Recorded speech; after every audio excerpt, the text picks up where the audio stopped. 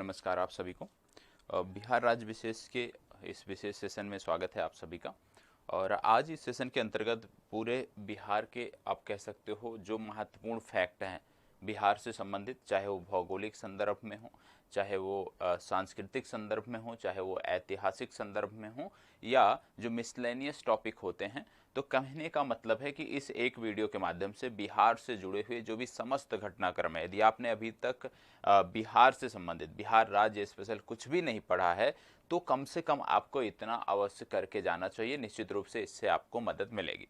बहुत ही विस्तृत तरीके से चीज़ें आप तक पहुंचाई जा रही हैं। और इस चर्चा में जो आप देखोगे, इस विशेष सेशन में जो आप देखोगे, जो प्रश्न आप देखते हो, वो प्रश्न निश्चित रूप से आप विगत वर्षों के प्रश्नों की जो आपके पास पुस्तिका है उसको यदि आप पलट लेते हो तो आपको प्रश्न जरूर देखने को मिल जाएंगे। अनिवार्य टॉपिक है, लगातार प्रश्न पूछा जा सकता है। एक बार कह सकते हो आप कि बिहार का जीके जो है ना, वो आपका यहाँ से 100% कंप्लीट हो जाएगा और उससे आपकी परीक्षा में आपको बहुत मदद भी मिलने वाली है। लगभग एक से आप कह सकते हो लगभग 1.5 से 2 घंटे की वीडियो होगी और इस 1.5 से 2 घंटे की इस वीडियो में समग्रता से बिहार राज्य विशेष आपका कंप्लीट होगा। विशेष रूप से आप कह सकते हो जीके के संदर्भ में, या जो कुछ महत्वपूर्ण टॉपिक हैं, जो फैक्ट हैं, उनके संदर्भ में। दूसरी बात, सुबह 8 बजे का जो लाइव सेशन होता था वो आपका लगातार पिछले 2-3 दिनों से गैप चल रहा था। कल से वो लाइव सेशन आपका सुबह प्रारंभ होगा अपने निर्धारित समय पर। और क्योंकि परीक्षा में अब आप कह सकते हो लगभग 10 दिन से 15 दिन बचे हैं, तो अब जो लाइव सेशन होगा उसमें सिर्फ और सिर्फ हम क्विक तरीके से, फास्ट तरीके से प्रश्नों को देखेंगे कि किस प्रकार से हमें प्रश्न हल करने, मतलब एक प्रकार से आपका टेस्ट होगा, लाइव टेस्ट की तर्ज पर उसको देखेंगे। और हमारा लक्ष्य होगा कि प्रतिदिन हम कम से कम 90 से 100 प्रश्नों को टच करें। ठीक है, चलिए तो आज की चर्चा की शुरुआत करते हैं और एक एक करके हम यहाँ पे प्रश्नों को देखते हैं इस पीडीएफ में क्या क्या है। तो बिहार एक झलक, बिहार के बारे में यहाँ पे बात हो रही है।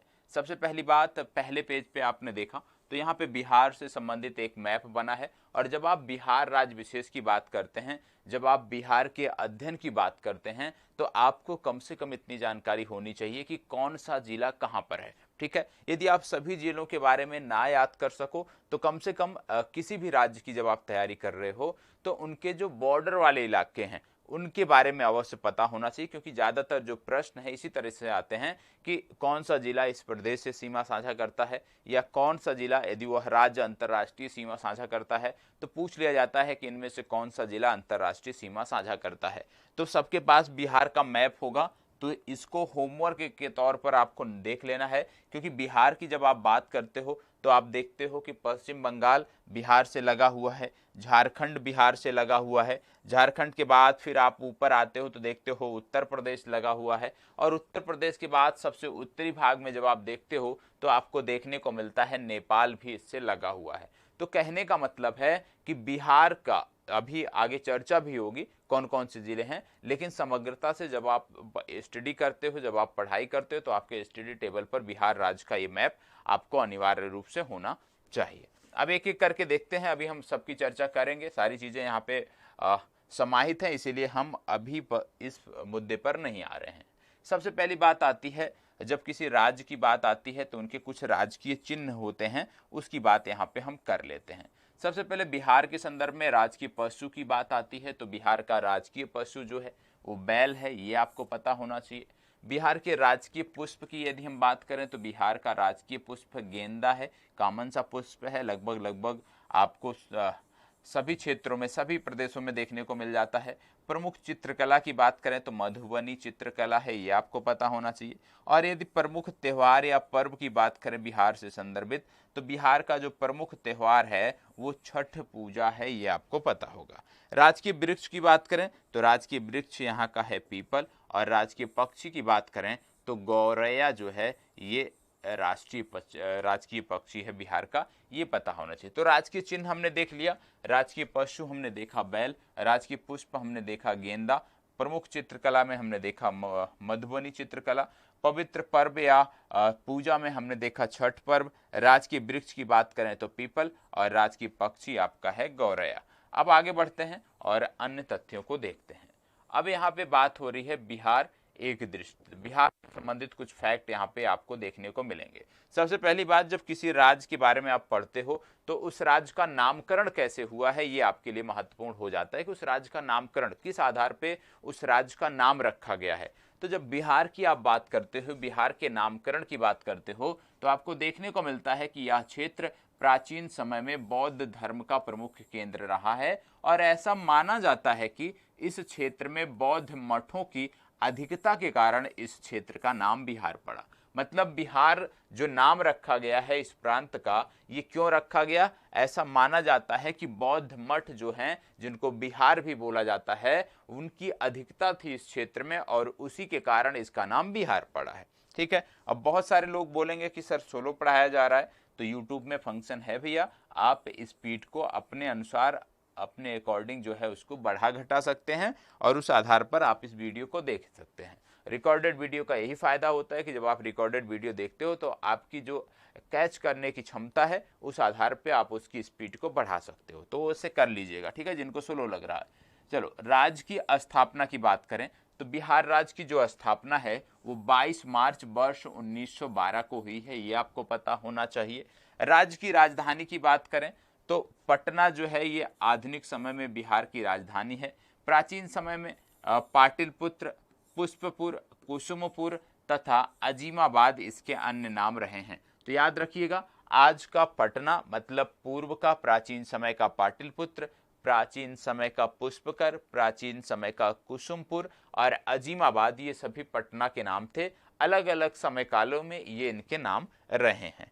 अब राज्य की भौगोलिक स्थिति की बात जब हम करते हैं तो राज्य की जब भौगोलिक स्थिति की बात करते हैं तो 24 डिग्री 20 मिनट 10 सेकंड ये आपको देखने को मिलता है। फिर इसी के बाद 27 डिग्री 31 मिनट और 50 सेकंड ये आपको देखने को मिलता है। तो उत्तरी अक्षांशों पर आप जानते हैं भारत भूमि की जब आप बात करते हैं, भारत भूमि में किसी भी क्षेत्र की आप बात कर लीजिए, किसी भी प्रांत की बात कर लीजिए, क्योंकि आप देखते हैं कि भारत की जो अवस्थिति है ये उत्तरी गोलार्ध में है। ठीक है। दूसरी तरफ जब देशांतरीय संदर्भ में जब आप बात करते हो तो आपको देखने को मिलता है पूर्वी देशांतरों पर जो है ये भारत का विस्तार है। तो भारत के संदर्भ में, भारत के किसी भी प्रांत के संदर्भ में जब अक्षांशीय और देशांतरीय विस्तार की बात आएगी, तो जब उत्तरी अक्षांश की बात आए, जब अक्षांशीय देशांत की बात आएगी तो वहां पे आपको ध्यान रखना है कि उत्तरी अक्षांश होगा और जब देशांतर की बात की जाएगी तो पूर्वी देशांतर होगा।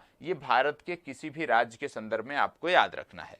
तो सबसे पहले जब आप अपने विकल्प को देखते हो, अक्षांशीय विस्तार की बात की जाती है तो सबसे पहले आपको सभी विकल्पों में उत्तरी अक्षांश देखना है। यदि किसी में दक्षिणी अक्षांश दिया है तो तुरंत वो विकल्प आपका बाहर हो जाएगा।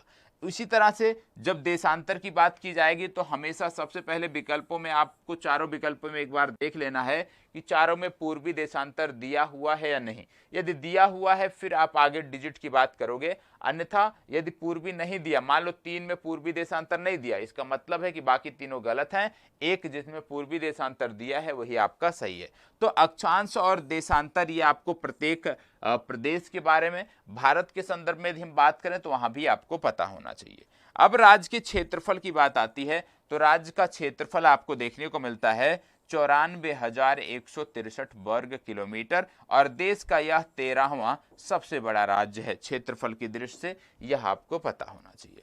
उत्तर से दक्षिण लंबाई की यदि हम बात करें, उत्तर से दक्षिण लंबाई की बिहार की बात करें तो आपको देखने को मिलता है कि बिहार की जो उत्तर से दक्षिण लंबाई है वो 345 किलोमीटर है और बिहार की जो पूर्व से पश्चिम लंबाई है वो 483 किलोमीटर है। मतलब बिहार की जो लंबाई है, लंबाई की दृष्टि से यदि हम देखें तो बिहार का जो एरिया है वो ज्यादा है। चौड़ाई की दृष्टि से जब बात करते हैं तो बिहार का एरिया कम देखने को मिलता है। राज्य की सीमा से लगे राज्य कौन कौन से हैं? तो राज्य की सीमा से 3 राज्य लगते हैं। इनमें पश्चिम बंगाल पूर्व में, उत्तर प्रदेश पश्चिम में तथा झारखंड दक्षिण में स्थित है। क्या बिहार राज्य की सीमा किसी देश से लगती है, अंतरराष्ट्रीय सीमा लगती है? जी हाँ, राज्य की सीमा से लगा एकमात्र देश है जिसका नाम है नेपाल और यह राज्य के उत्तर में आपको देखने को मिलता है। भारत के कुल क्षेत्रफल का कितना प्रतिशत है बिहार का क्षेत्रफल? तो भारत के कुल क्षेत्रफल का 2.86% एरिया जो है वो बिहार का है। अब बात आती है, जैसे मैंने पहले भी बोला था आपको, कि नेपाल की सीमा से लगे जिले। अब इनमें क्या होता है, परीक्षा में 4 जिले दिए होते हैं, जिनमें से 3 जिले अक्सर ऐसे दे दिए जाते हैं जो आप कह सकते हो किसी प्रदेश से सीमा साझा करते हैं, या आप कह सकते हो बिहार के मध्य में स्थित जिले हैं जिनकी कोई भी राज्य से सीमा नहीं लगती है या अंतर्राष्ट्रीय सीमा नहीं लगती है। तो जब हमें कम से कम सबके बारे में,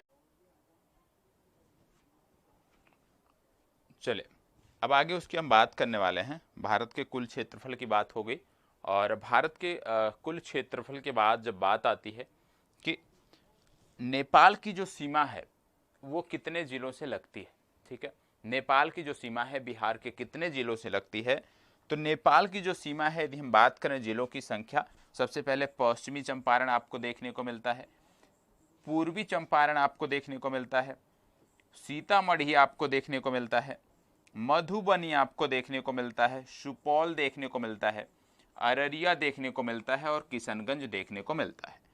तो आपको कम से कम इन जिलों के बारे में आपको जानकारी होनी चाहिए। इन जिलों के बारे में आपको याद रखना है, पश्चिमी चंपारण, पूर्वी चंपारण, सीतामढ़ी, मधुबनी, सुपौल, अररिया और किशनगंज, ये नेपाल से सीमा साझा करने वाले बिहार के जिले हैं। इसके बाद जब हम आगे बढ़ते हैं तो आपको देखने को मिलता है कि नेपाल की जो सीमा है वो उत्तर प्रदेश से भी लगती है। अब उत्तर प्रदेश के कौन से जिले हैं जो यहाँ पे सीमा साझा करते हैं, बिहार के कौन से जिले हैं जो उत्तर प्रदेश से सीमा साझा करते हैं? तो रोहतास, कैमूर, बक्सर, भोजपुर, सारण, सिवान, गोपालगंज तथा पश्चिमी चंपारण, ये जिले हैं जो कि उत्तर प्रदेश से सीमा साझा करते हैं। इसके बाद बात आती है, क्योंकि बिहार की जो सीमा है वो पश्चिम बंगाल से भी लगती है, तो पश्चिम बंगाल से कौन से जिले साझा करते हैं सीमा? किशनगंज, पूर्णिया और कटिहार, ये 3 जिले हैं आपके जो पश्चिम बंगाल से सीमा साझा करते हैं। इसके बाद बात आती है झारखंड से लगे हुए जिलों की। अब झारखंड से लगे हुए जिलों की जब बात करते हैं तो इनमें आपको देखने को मिलता है कटिहार, भागलपुर, बांका, जमुई, गया, औरंगाबाद, रोहतास। कौन कौन से आते हैं?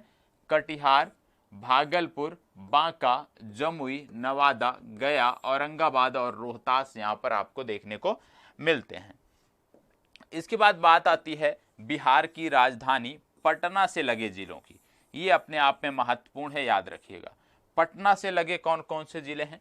अरवल, जहानाबाद, नालंदा, लखीसराय, बेगूसराय, समस्तीपुर, वैशाली, सारण और भोजपुर, ये कुछ जिले हैं बिहार के जिनकी सीमा पटना से लगती है, यह भी आपको पता होना चाहिए। इसके बाद आता है शिवहर से लगे जिले।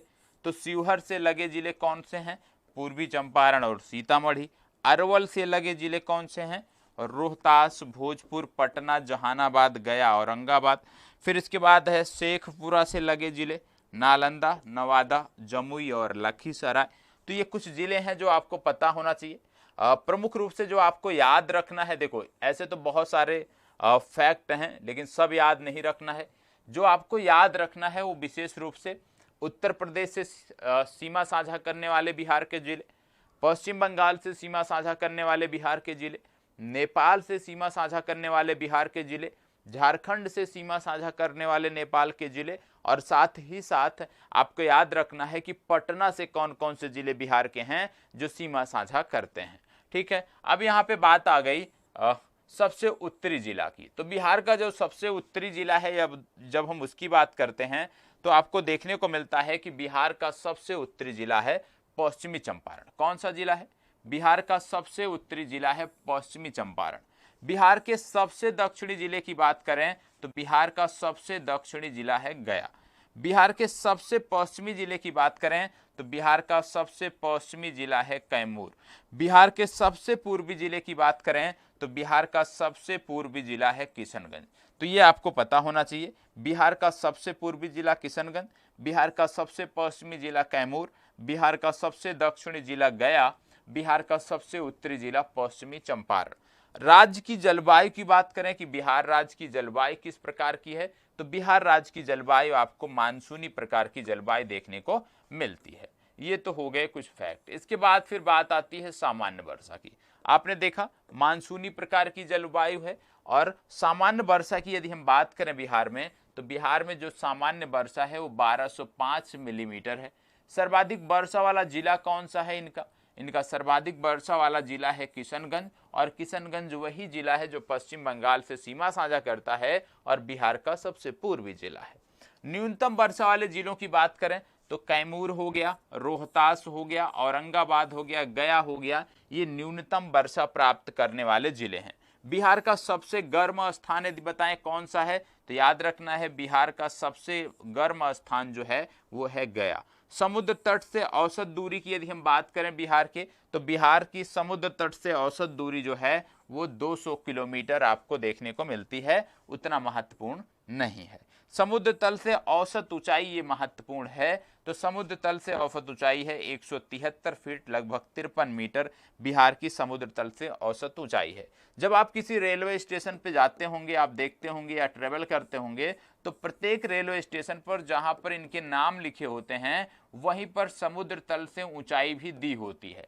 ठीक है, तो वह भी आपको ध्यान रखना है, उससे भी आपको पता चलता रहेगा कि आपका जो शहर है या आपका जो जिला है उसकी समुद्र तल से क्या ऊंचाई है। राज्य के उच्च न्यायालय की बात करें तो राज्य में उच्च न्यायालय पटना में स्थापित है, और जिसको वर्ष 1916 में स्थापित किया गया था।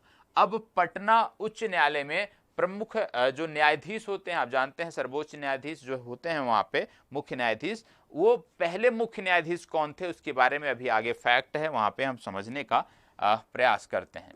पटना यदि हम बात करें बिहार के संदर्भ में कि यहाँ पे प्रमंडल या कमिश्नरियों की संख्या कुल कितनी है, तो कुल 9 देखने को मिलती है।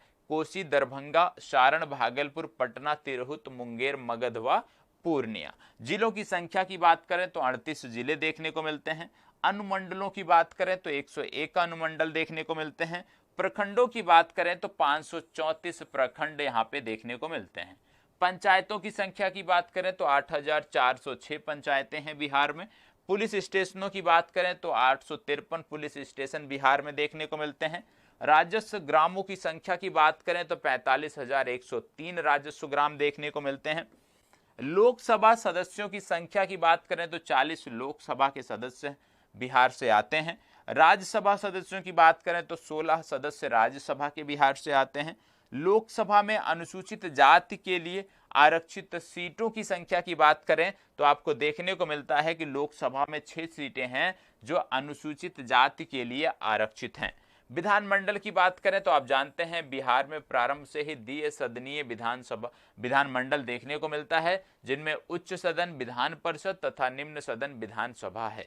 ठीक है, विधानसभा सदस्यों की कुल संख्या 243 होती है। विधान परिषद सदस्यों की संख्या यहाँ पे 75 होती है।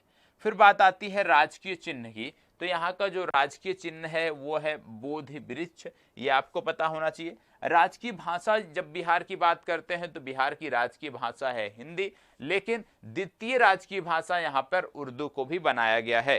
तो बिहार की राजकीय भाषा के संदर्भ में जब आपको जानकारी रखनी होगी तो हिंदी और उर्दू दोनों को ध्यान में रखना है। प्रमुख चित्रकला मधुबनी चित्रकला है। पवित्र पर्व छठ पूजा यहाँ का पवित्र पर्व है, इसको हमने पूर्व में ही देख लिया है। फिर बात आती है राज्य गीत। प्रत्येक राज्य का अपना एक राज्य गीत होता है। तो बिहार के बारे में यदि हम बात करें तो मेरे भारत के कंठहार तुझको सत सत बंदन बिहार, ये बिहार का राज्य गीत है। राज्य प्रार्थना की यदि हम बात करें तो मेरी रफ्तार पे सूरज की किरणें राज करें, ये बिहार राज्य की प्रार्थना है। विश्वविद्यालयों की संख्या की बात करें तो कुल 23 विश्वविद्यालय आपको बिहार में देखने को मिलते हैं। लोक नृत्य की बात करें तो कठ घोरवा, छऊ, धोबिया, झिझिया, कर्मा, डोमकच, झरनी आदि यहाँ के लोक नृत्य आपको देखने को मिलते हैं। प्रमुख वन प्रकार की बात करें तो पर्णपाती वन आपको यहाँ पे देखने को मिलते हैं। ठीक है, चलिए आगे बढ़ते हैं। अब बात आता है राज्य में प्रथम, और यहां से अक्सर प्रश्न पूछे जाते रहे हैं, तो इसको थोड़ा ध्यान से समझना है, रटना है। समझना कुछ भी नहीं है, इसमें रटना है। यदि आपको याद हो तो साथ साथ बोलते चलिएगा, आपका अच्छे से रिवीजन हो जाएगा। सबसे पहली बात, बिहार के प्रथम राज्यपाल कौन थे? तो जयराम दास दौलत राम बिहार के प्रथम राज्यपाल थे। बिहार के प्रथम मुख्यमंत्री कौन थे? तो याद रखना है डॉक्टर श्री कृष्ण सिंह बिहार के प्रथम मुख्यमंत्री थे। प्रथम मुस्लिम राज्यपाल की बात करें तो डॉक्टर जाकिर हुसैन जो है ये बिहार के प्रथम मुस्लिम राज्यपाल थे। प्रथम मुस्लिम मुख्यमंत्री की बात करें तो अब्दुल गफूर जो हैं ये बिहार के प्रथम मुस्लिम मंत्री थे। प्रथम दलित मुख्यमंत्री की बात करें तो भोला पासवान शास्त्री बिहार के प्रथम दलित मुख्यमंत्री थे। ये फैक्ट है जो आपको रट जाना है। प्रथम महिला मुख्यमंत्री की जब हम बात करते हैं तो आपको देखने को मिलता है कि प्रथम महिला मुख्यमंत्री यहाँ पे थी राबड़ी देवी। प्रथम विधानसभा अध्यक्ष की बात करें तो राम दयालु सिंह स्वतंत्रता से पूर्व, विंध्येश्वरी प्रसाद वर्मा स्वतंत्रता के उपरांत थे। तो दोनों नाम आपको याद रखना है। यदि आपसे पूछा जाए स्वतंत्रता से पूर्व तो राम दयालु सिंह की बात करेंगे आप, यदि आपसे पूछ लिया जाता है स्वतंत्रता के उपरांत तो आप विंध्येश्वरी प्रसाद वर्मा को टिक करेंगे। लेकिन यदि आपसे यही पूछा गया है कि प्रथम विधानसभा अध्यक्ष और आपके प्रश्न में आप जानते हैं ई विकल्प मौजूद होता है और यदि दोनों नाम दिए हैं तो आप ई विकल्प के साथ जाएंगे। ठीक है, सेम चीजें प्रथम विधानसभा उपाध्यक्ष के संदर्भ में अब्दुल बारी स्वतंत्रता से पूर्व और देव शरण सिंह स्वतंत्रता उपरांत, ये आपको याद रखना है। विधानसभा में प्रथम विपक्ष के नेता कौन थे? एस के बागे जो हैं ये प्रथम विपक्ष के नेता थे। प्रथम विधान परिषद सभापति कौन थे? तो प्रथम विधान परिषद सभापति जो थे इनका नाम था सर वाल्टन मोडे वर्ष 1921 ईस्वी में, तथा डॉक्टर सच्चिदानंद सिन्हा जुलाई 1921 से नवंबर 1922 तक, तथा राजीव रंजन प्रसाद स्वतंत्रता उपरांत। तो तीनों नाम आपको याद रखना है। विशेष रूप से ज्यादातर जो प्रश्न पूछे जाते हैं वो पहले पूछे जाते हैं, तो पहला मतलब स्वतंत्रता से पूर्व, तो उसको आपको याद रखना है। ठीक है, फिर बात आती है पटना उच्च न्यायालय के प्रथम मुख्य न्यायाधीश की।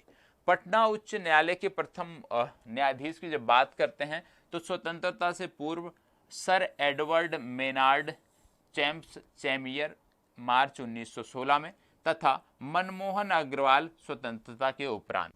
इसी प्रकार से प्रथम निर्दलीय मुख्यमंत्री कौन थे? तो महामाया प्रसाद सिन्हा जो है ये प्रथम निर्दलीय मुख्यमंत्री बिहार के रहे हैं। प्रथम हिंदी समाचार पत्र कौन सा था बिहार का? तो बिहार का प्रथम हिंदी समाचार पत्र बिहार बंधु था, जो 1874 में जो है प्रकाशित किया गया था।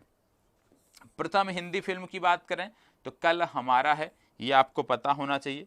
प्रथम भोजपुरी फिल्म की बात करें बिहार से संबंधित तो हे गंगा मैया तोहरे पियरी चढ़ेबो, ये बिहार की प्रथम भोजपुरी फिल्म है। प्रथम मैथिली फिल्म की बात करें तो कन्यादान, ये प्रथम मैथिली फिल्म है। प्रथम दूरदर्शन प्रसारण केंद्र की बात करें तो मुजफ्फरपुर में वर्ष 1979 में प्रथम दूरदर्शन प्रसारण केंद्र स्थापित किया गया था। ठीक है, ये तो हो गई प्रथम की बात। अभी राज्य में प्रथम चल ही रहा है उसके बाद अब बात आती है महाजनपद और राजधानी। अब यहाँ पे सभी महाजनपदों के बारे में हम देखेंगे और उनकी क्या क्या राजधानियां रही हैं उनके बारे में देखेंगे, और यह भी देखेंगे कि कितने महाजनपद ऐसे थे जो बिहार से संदर्भित थे। सबसे पहली बात आपको देखने को मिलता है महाजनपद काशी, और महाजनपद काशी की राजधानी वाराणसी। महाजनपद कौशल की बात आती है तो महाजनपद कौशल की बात जब आप बात करते हो तो श्रावस्ती या अयोध्या फैजाबाद मंडल की बात होती है। अंग की बात करते हो तो चंपा इनकी राजधानी थी, भागलपुर मुंगेर से संबंधित थी। मगध की बात करते हो तो राजगृह इनकी राजधानी थी, दक्षिणी बिहार से संबंधित थी। वज्जी की बात करते हो वज्जी संघ की तो वैशाली इनकी राजधानी थी, उत्तरी बिहार से ये संदर्भित थे। इसके बाद फिर आगे जब बढ़ते हो तो आपको देखने को मिलता है मल्ल। मल्ल में आप देखोगे कुशीनगर प्रथम भाग एवं पावा द्वितीय भाग। ठीक है, और पूर्वी उत्तर प्रदेश का गोरखपुर देवरिया क्षेत्र ये आपका इसी से संबंधित है। फिर चेदी या चेती वंश की बात करते हो तो याद रखना है सोथिवती या शक्तिमती जो है इनकी राजधानी थी, जो कि आधुनिक बुंदेलखंड से जुड़ती है। ठीक है, फिर इसके बाद बात आती है वत्स की। वत्स की राजधानी थी कौशाम्बी। कौशाम्बी का क्षेत्र जो पड़ता है वो इलाहाबाद बांदा का जो क्षेत्र है आधुनिक, उसी को बोलते हैं कौशाम्बी, तो ये आपको पता होना चाहिए कौशाम्बी। पांचाल की बात करते हैं तो उत्तरी पांचाल की क्षेत्र है जिसको रामनगर और बरेली इसमें शामिल है, उत्तराखंड का रामनगर। ठीक है, एवं दक्षिणी पांचाल की बात करें तो काम्पिल फर्रुखाबाद इसमें शामिल है। मत्स्य की बात करें तो विराटनगर इनकी राजधानी होती थी, जो आधुनिक राजस्थान से संबंधित है। सूरसेन की बात करें तो मथुरा इनकी राजधानी होती थी। विशेष रूप से ब्रजमंडल का जो क्षेत्र है वो इनका क्षेत्र हुआ करता था। अस्मक या अस्मक की बात करें तो पोतना या पोटली इनकी राजधानी थी। अवंती की बात करें तो उत्तरी उज्जैनी और दक्षिणी महिष्मती। गांधार की बात करें तो तक्षशिला इनकी राजधानी हुआ करती थी। तो ये जो महाजनपद थे ये अपने आप में महत्वपूर्ण हैं और इनमें से आपको याद रखना है। फिर बचे हैं कंबोज। कंबोज की बात करें तो राजपुर इनकी राजधानी थी। कुरु की बात करें तो इंद्रप्रस्थ इनकी राजधानी थी। अब आपसे क्या प्रश्न पूछा जा सकता है? आपसे जो प्रश्न पूछा जा सकता है वो विशेष रूप से जो महाजनपद, 3 ऐसे महाजनपद हैं अंग, मगध और वज्र, ये जो बिहार से संबंधित हैं, इन्हीं के बारे में पूछा जाएगा। तो याद रखिएगा, अंग, मगध और वज्र ये 3 बिहार में थे, ये 3 महाजनपद, इनके बारे में आपको पता होना चाहिए। वैशाली का लिच्छवी गणराज्य बोला जाता है, विश्व का प्रथम गणतंत्र था और वज्र संघ की राजधानी था, ये आपको पता होना चाहिए। इसका गठन 500 ईसा पूर्व में हुआ था। तो मुख्य रूप से आप 16 महाजनपदों की राजधानी ना याद कर सकें तो कम से कम 3 महाजनपद की राजधानी आपको अवश्य याद रखनी है, अंग, मगध और वज्र। यदि आप इन तीनों को याद रखते हैं तो निश्चित रूप से आपका काम हो जाएगा, क्योंकि बिहार राज्य से संबंधित प्रश्न बनेंगे तो इन्हीं तीनों से ही संबंधित बनेंगे। अब बात आती है गौतम बुद्ध से संबंधित। ठीक है, महात्मा गौतम बुद्ध से संबंधित बात यहाँ पे हो रही है। अब उनसे जुड़े हुए फैक्ट क्या हैं, गौतम बुद्ध से जुड़े हुए फैक्ट क्या हैं, उसकी यहाँ पर बात की जाएगी। सबसे पहली बात, गौतम बुद्ध की जब हम बात करने जा रहे हैं तो इनका जन्म कब हुआ था? 563 ईसा पूर्व में इनका जन्म हुआ था। जन्म स्थान क्या था? याद रखना है, लुम्बिनी, नेपाल में इनका जन्म हुआ था। बचपन का क्या नाम था? इनके बचपन का नाम था सिद्धार्थ। पिता का क्या नाम था? इनके पिता का नाम था शुद्धोधन। माता का क्या नाम था? माया देवी अथवा महामाया। पालन पोषण इनका किसने किया? प्रजापति गौतमी द्वारा इनका पालन पोषण किया गया। इनकी पत्नी का नाम था यशोधरा, पुत्र का इनके नाम था राहुल, और याद रखिएगा इनके घोड़े का नाम था कंथक। तो इसको भी आपको याद रखना है। इसके बाद सारथी का क्या नाम था? चाड़। मृत्यु कब हुई? 483 ईसा पूर्व में इनकी मृत्यु हुई। अब बात आती है बौद्ध संगीतियों की। ठीक है, अब बौद्ध संगीतियों की बात आती है, और जब बौद्ध संगीतियों की बात आती है तो आपको देखने को मिलेगा प्रथम बौद्ध संगीति के बारे में। प्रथम बौद्ध संगीति आप सभी जानते हैं कि प्रथम बौद्ध संगीति राजगृह में हुई थी। ठीक है, सप्तपर्णी गुफा में हुई थी। कब हुई थी? 483 ईसा पूर्व में हुई थी। किसके शासन काल में हुई थी? तो अजातशत्रु के शासन काल में हुई थी। और अध्यक्षता किसने की थी? महाकश्यप ने इसकी अध्यक्षता की थी। ठीक है, इसके बाद फिर बात आती है द्वितीय बौद्ध संगीति की। और द्वितीय बौद्ध संगीति की जब बात करते हैं तो सबसे पहली बात आपको पता होना चाहिए कि बौद्ध संगीति के संदर्भ में क्या चीजें, 4 से 5 फैक्ट हैं जो आपको पता होना चाहिए, उन्हीं की यहाँ पे हम बात कर रहे हैं। द्वितीय बौद्ध संगीति की जब बात करते हैं तो सबसे पहले इसका जो स्थान था वो था वैशाली। 383 ईसा पूर्व में हुई थी। काला शोक के शासन काल में हुई थी और शब्द कमीर जो है या शब्द कामनी जो है इसके अध्यक्ष थे। तीसरी बौद्ध संगीति की बात करते हैं तो पाटिलपुत्र में हुई थी, 250 ईसा पूर्व में हुई थी। अशोक के शासन काल में हुई थी और मोगली पुत्र तिस्क इसके अध्यक्ष थे। ठीक है, फिर इसके बाद बात आती है चतुर्थ बौद्ध संगीति की। चतुर्थ बौद्ध संगीति कश्मीर के कुंडलवन में हुई थी, लगभग ईसा की प्रथम शताब्दी से संबंधित है। कनिष्क का शासन काल था और वह सुमित्र ने इसकी अध्यक्षता की थी। एक अनिवार्य प्रश्न जो पूछा जा रहा है इन दिनों, सबसे पहली बात अध्यक्षता के बारे में अब ज्यादातर प्रश्न बन रहे हैं, और दूसरा जो प्रश्न बन रहा है कि उस विशेष बौद्ध संगीति में क्या हुआ। तो सबसे पहली बात, प्रथम बौद्ध संगीति में क्या हुआ आपको पता होना चाहिए। तो जब बात आती है प्रथम बौद्ध संगीति की, तो प्रथम बौद्ध संगीति में बुद्ध के उपदेशों को सुत्त पिटक तथा विनय पिटक में अलग अलग संकलित किया गया। कहने का मतलब है प्रथम बौद्ध संगीति जो थी उसमें बुद्ध के उपदेशों को जो है विनय पिटक और सुत्त पिटक में अलग अलग संकलित किया गया। दूसरे में क्या हुआ?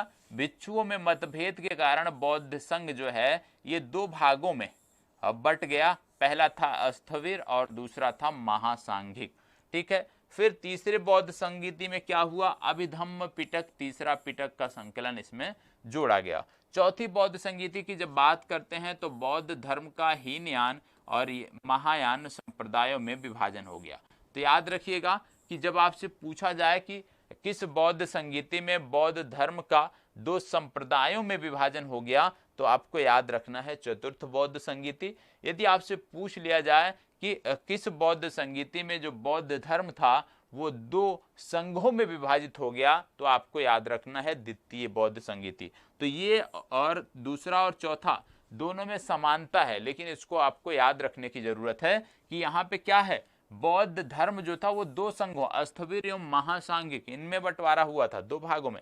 और जब बात करते हैं बौद्ध धर्म का विभाजन हीनयान और महायान में, तो आपको चतुर्थ बौद्ध संगीति याद रखना है। ठीक है, चलिए ये तो हो गया भगवान बुद्ध से संबंधित तथ्य। अब इसके बाद आप जानते हैं बिहार की जब बात करते हैं तो जैसे बौद्ध धर्म का बोलबाला था एक समय काल में, उसी प्रकार से जैन धर्म का भी बोलबाला देखने को मिलता था। अब जैन धर्म की जब बात करते हैं तो महावीर स्वामी के बारे में बात हो रही है। जन्म की बात करें तो 540 ईसा पूर्व में इनका जन्म हुआ था कुंडग्राम वैशाली में। पिता का नाम इनके सिद्धार्थ था, माता का नाम त्रिशला था, पत्नी का नाम यशोदा था, पुत्री का नाम प्रियदर्शना था। ठीक है, और इनके दामाद का नाम जमाली था। इसका जिक्र कई बार होता है, इसलिए इनका नाम पता होना चाहिए। गृह त्याग की जब बात करते हैं तो 30 वर्ष की आयु में इन्होंने गृह त्याग किया था अपने बड़े भाई की आज्ञा से। ठीक है, शिष्य की बात करें तो इनका नाम भी आपको याद रखना है, मखली पुत्र गोशाल इनके आप कह सकते हो इनके शिष्य थे महावीर स्वामी। अब ज्ञान प्राप्ति की बात आती है। जैन धर्म के में ज्ञान प्राप्ति को बोला जाता है कैवल्य, कैवल्य या ज्ञान प्राप्ति। तो ज्ञान प्राप्ति की जब बात करते हैं तो 12 वर्ष की तपस्या के पश्चात 42 वर्ष की आयु में जिम्भिक ग्राम में ऋजुपालिका नदी के किनारे साल वृक्ष के नीचे इनको ज्ञान प्राप्त हुआ था। तो वृक्ष भी महत्वपूर्ण है, कौन सा वृक्ष था, साल का वृक्ष था। नदी कौन सी थी, ऋजुपालिका नदी, यह भी याद रखना है आपको। गांव कौन सा था, जिम्भिक गांव था, यह भी याद रखना है। ठीक है, निर्माण की जब बात करते हैं तो राजा सुस्तपाल थे जो कि मल्ल राजा थे और पावापुरी से संबंधित थे ये, और पावापुरी में ही महावीर स्वामी का जो है देहांत तो हुआ था। ठीक है, चलें, जिस प्रकार से बुद्ध धर्म से संबंधित बौद्ध धर्म से संबंधित संगीतियां थी, उसी प्रकार से जैन धर्म में भी कुछ संगीतियां आयोजित की गई, लेकिन उतना महत्वपूर्ण नहीं है, कम से कम हमें पता होना चाहिए। अब यहाँ पे जैन संगीतियों की बात करते हैं तो जैसे मैंने बोला कि जैन संगीतियां जो हैं वो हैं महत्वपूर्ण है, लेकिन उतना महत्वपूर्ण नहीं है जितने कि बौद्ध धर्म से जुड़े हुए हैं। तो जब जैन धर्म की बात करते हो, संगीतियों की बात करते हो, तो कुछ चीजें आपको याद रखनी है। अब यहाँ पे दिया हुआ है प्रथम जैन संगीति 322 ईस्वी में, कुछ स्रोतों में ये 300 ईसा पूर्व भी दिया है।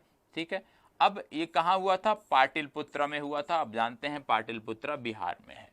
इसकी अध्यक्षता किसने की थी, इसकी अध्यक्षता की थी स्थूलभद्र ने। और इसमें परिणाम क्या रहा यदि हम बात करें तो यहाँ पे 12 अंगों का संकलन किया गया और जैन धर्म का 2 संप्रदायों में विभाजन हो गया। प्रथम जैन संगीति में ही जैन धर्म का 2 भागों में विभाजन हो गया था, और पहला भाग जो था वो था श्वेतांबर और दूसरा जो था वो था दिगंबर। तो ये दोनों आपको याद रखने की जरूरत है। फिर द्वितीय की जब बात करते हैं तो 513 या 526 ईस्वी में बल्लभी गुजरात में हुई थी, ये आपको पता होना चाहिए। और याद रखना है इसकी अध्यक्षता की थी देवर्षि क्षमा श्रमण ने, ये आपको याद रखना है। और इसमें क्या हुआ, इसमें धर्म ग्रंथों का अंतिम संकलन कर इन्हें लिपिबद्ध कर दिया गया। क्या किया गया, धर्म ग्रंथों का संकलन कर उनको लिपिबद्ध कर दिया गया। तो यदि आपसे पूछ लिया जाए कि किस जैन संगीति में जो है जैन धर्म का 2 भागों में विभाजन हो गया, विशेष रूप से श्वेतांबर और दिगंबर, तो आपको पाटिलपुत्रा में प्रथम जैन संगीति को याद रखना है। ठीक है, चलिए आगे बढ़ते हैं। अब अशोक के विभिन्न यहाँ पे शिलालेख दिए हुए हैं और उनकी प्राप्ति के स्थान दिए हुए हैं, क्योंकि शिलालेखों से संबंधित प्रश्न भी महत्वपूर्ण हैं आपके लिए। ठीक है, तो इसको भी ध्यान से देखने की जरूरत है। साथ ही साथ आपको यह भी प्रयास करना है, यदि यह चर्चा पसंद आती है तो प्लीज लाइक और कमेंट करना नहीं भूलना है। बाकी कुछ और फैक्ट आप चाहते हैं वो भी बताइएगा। बाकी कल से एक नए तरीके से चीज़ों की शुरुआत हो रही है, क्योंकि परीक्षा के अब कम दिन बचे हुए हैं, तो उसी पर आधारित ये चर्चा होगी, तो उसको भी हमें देखना है। ठीक है, चले आगे बढ़ते हैं। सबसे पहली बात शाहबाज गढ़ी की बात आती है। अब शाहबाज गढ़ी विशेष रूप से जो शिलालेख है ये कहाँ से प्राप्त हुआ, तो ये प्राप्त हुआ पेशावर पाकिस्तान से। मानसेहरा शिलालेख की बात होती है, ये भी हजारा पाकिस्तान से प्राप्त हुआ। फिर बात आती है भाब्रू शिलालेख की, ये कहाँ से प्राप्त हुआ, ये बैराट से प्राप्त हुआ। फिर बात आती है आहरौरा शिलालेख की, ये कहाँ से प्राप्त हुआ, तो ये मिर्जापुर से प्राप्त हुआ।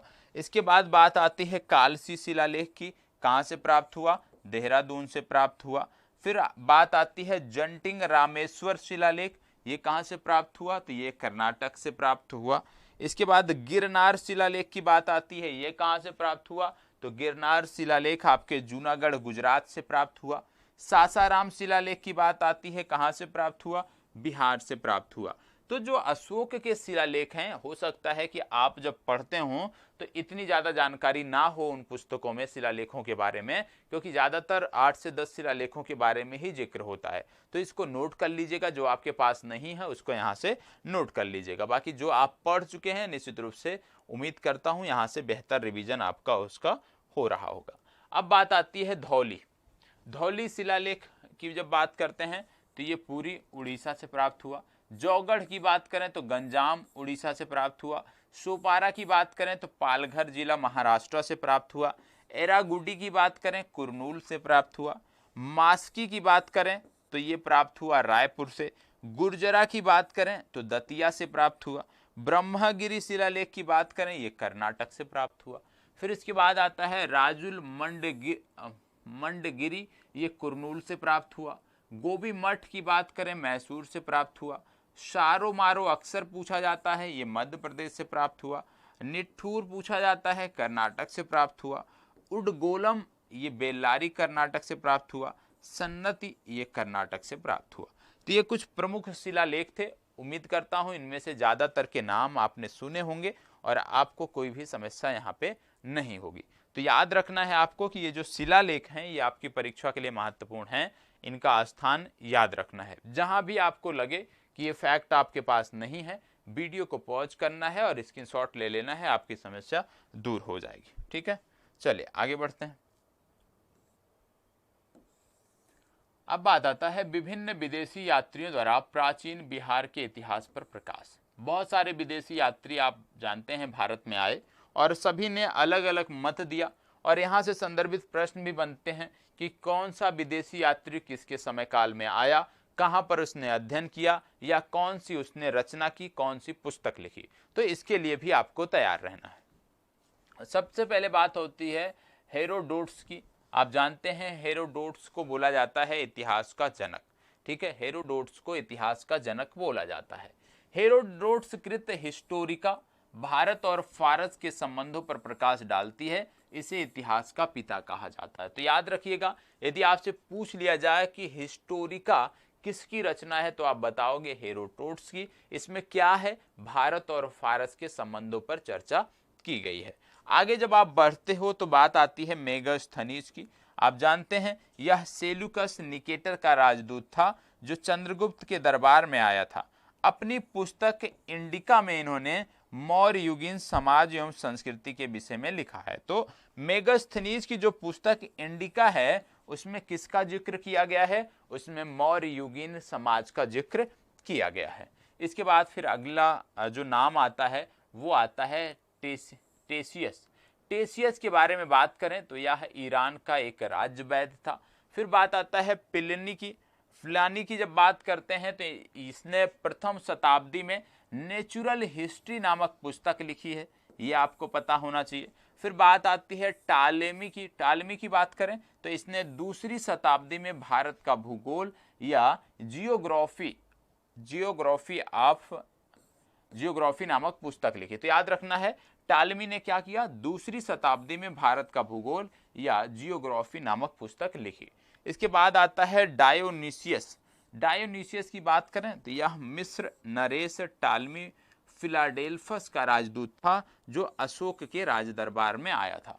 तो विशेष रूप से ऐसे व्यक्तियों के बारे में जो विदेशी यात्री आए हैं उनके बारे में हमें इतना पता होना चाहिए कि कहाँ से आए हैं, किसके समय काल में आए हैं, और इसके साथ साथ यह भी पता होना चाहिए कि क्या उन्होंने कोई रचना की है, यदि रचना की है तो किन के संबंधों पर प्रकाश डाला है या किस आधार पर उस रचना को लिखा है। फिर बात आती है डाइमेकस की। डाइमेकस की बात करें, यह सीरियन नरेश आंतियोकस का राजदूत था जो बिंदुसार के राज दरबार में आया था। ठीक है, ये बात हो गई। इसके बाद आगे बढ़ते हैं। फिर बात आती है फाहियान 399 ईस्वी में ये आया था। फाहियान के बारे में आप जानते हैं कि यह चंद्रगुप्त द्वितीय के दरबार में आया था, चीनी यात्री था। फिर बात आती है संयुगन की। 518 ईस्वी में ये भारत आया था।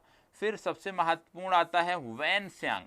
वैनस्यांग की बात करें 630 ईस्वी में आया था, हर्षवर्धन के शासनकाल में आया था और इसने बिहार के नालंदा जिला स्थित विश्वविद्यालय में अध्ययन किया था तथा बौद्ध ग्रंथों को भारत से एकत्र करके ले जाने के लिए आया था। और इसका जो भ्रमण वृत्तांत है उसको बोलते हैं CU की। तो याद रखना है CU की किसकी रचना है, CU की ह्वेनत्सांग की रचना है जो कि हर्षवर्धन के समय काल में भारत आया था। फिर बात आती है इत्संग की। ये 7वीं शताब्दी के अंत में आया था और इसकी जब बात करते हैं तो सुमात्रा के समुद्र रास्ते से ये भारत आया था। इसने अपने विवरण नालंदा विश्वविद्यालय, इसका जो विवरण है वो आपको देखने को मिलता है जब इनकी आप बात करते हो तो इनका जो भी विवरण है वो नालंदा विश्वविद्यालय, विक्रमशिला विश्वविद्यालय और उसके समय काल में, उस समय काल में जो भी इस प्रकार के स्थल थे उन्हीं का इन्होंने विवरण दिया है। विशेष रूप से नालंदा और विक्रमशिला के बारे में इन्होंने अपनी रचनाओं में जिक्र किया है। ठीक है, चलिए अब बात आती है बिहार में जनजातीय आंदोलन। आप जानते हैं बिहार के जो जनजातीय आंदोलन है वो आपकी परीक्षा के लिए महत्वपूर्ण है। लगातार जनजातीय आंदोलनों से संबंधित प्रश्न आपकी परीक्षा में देखने को मिलते हैं। तो जनजातीय आंदोलनों की अब यहाँ पे हम बात करने वाले हैं। सबसे पहले जनजातीय आंदोलन में बात आती है तमाड़ विद्रोह की, जो कि 1789 से 1794 के बीच हुआ था और इस विद्रोह के नेता भोलानाथ सहाय, विष्णु मानकी, दुखन मुंडा और ठाकुर विश्वनाथ थे। फिर बात आता है हो विद्रोह, और हो विद्रोह 1820 से 21 के बीच हुआ था। विशेष रूप से छोटा नागपुर के जनजातीय समाज ने सिंह भूम के राजा जगन्नाथ सिंह के द्वारा भूमि एवं उपज में कर बढ़ोतरी के विरुद्ध ये आंदोलन किया गया था। तो कहने का मतलब कि हो विद्रोह जो था ये छोटा नागपुर क्षेत्र में हुआ था। विशेष रूप से जो यहाँ के राजा थे उन्होंने भूमि में और फसल में कर वृद्धि की थी और उसी के परिणाम स्वरूप यह विद्रोह हुआ था। इसके बाद बात आती है कोल विद्रोह। 1831 से 32 की बात आती है। कोल विद्रोह की बात करें तो यह विद्रोह का क्षेत्र छोटा नागपुर, पलामू, सिंहभूम और मानभूत था। विद्रोह के नेतृत्वकर्ता बुद्धू भगत, सिंह राय एवं सरगा मुंडा रहे हैं, ये आपको पता होना चाहिए। ठीक है, इसके बाद पुनः आगे बढ़ते हैं तो आपको देखने को मिलता है भूमिज विद्रोह।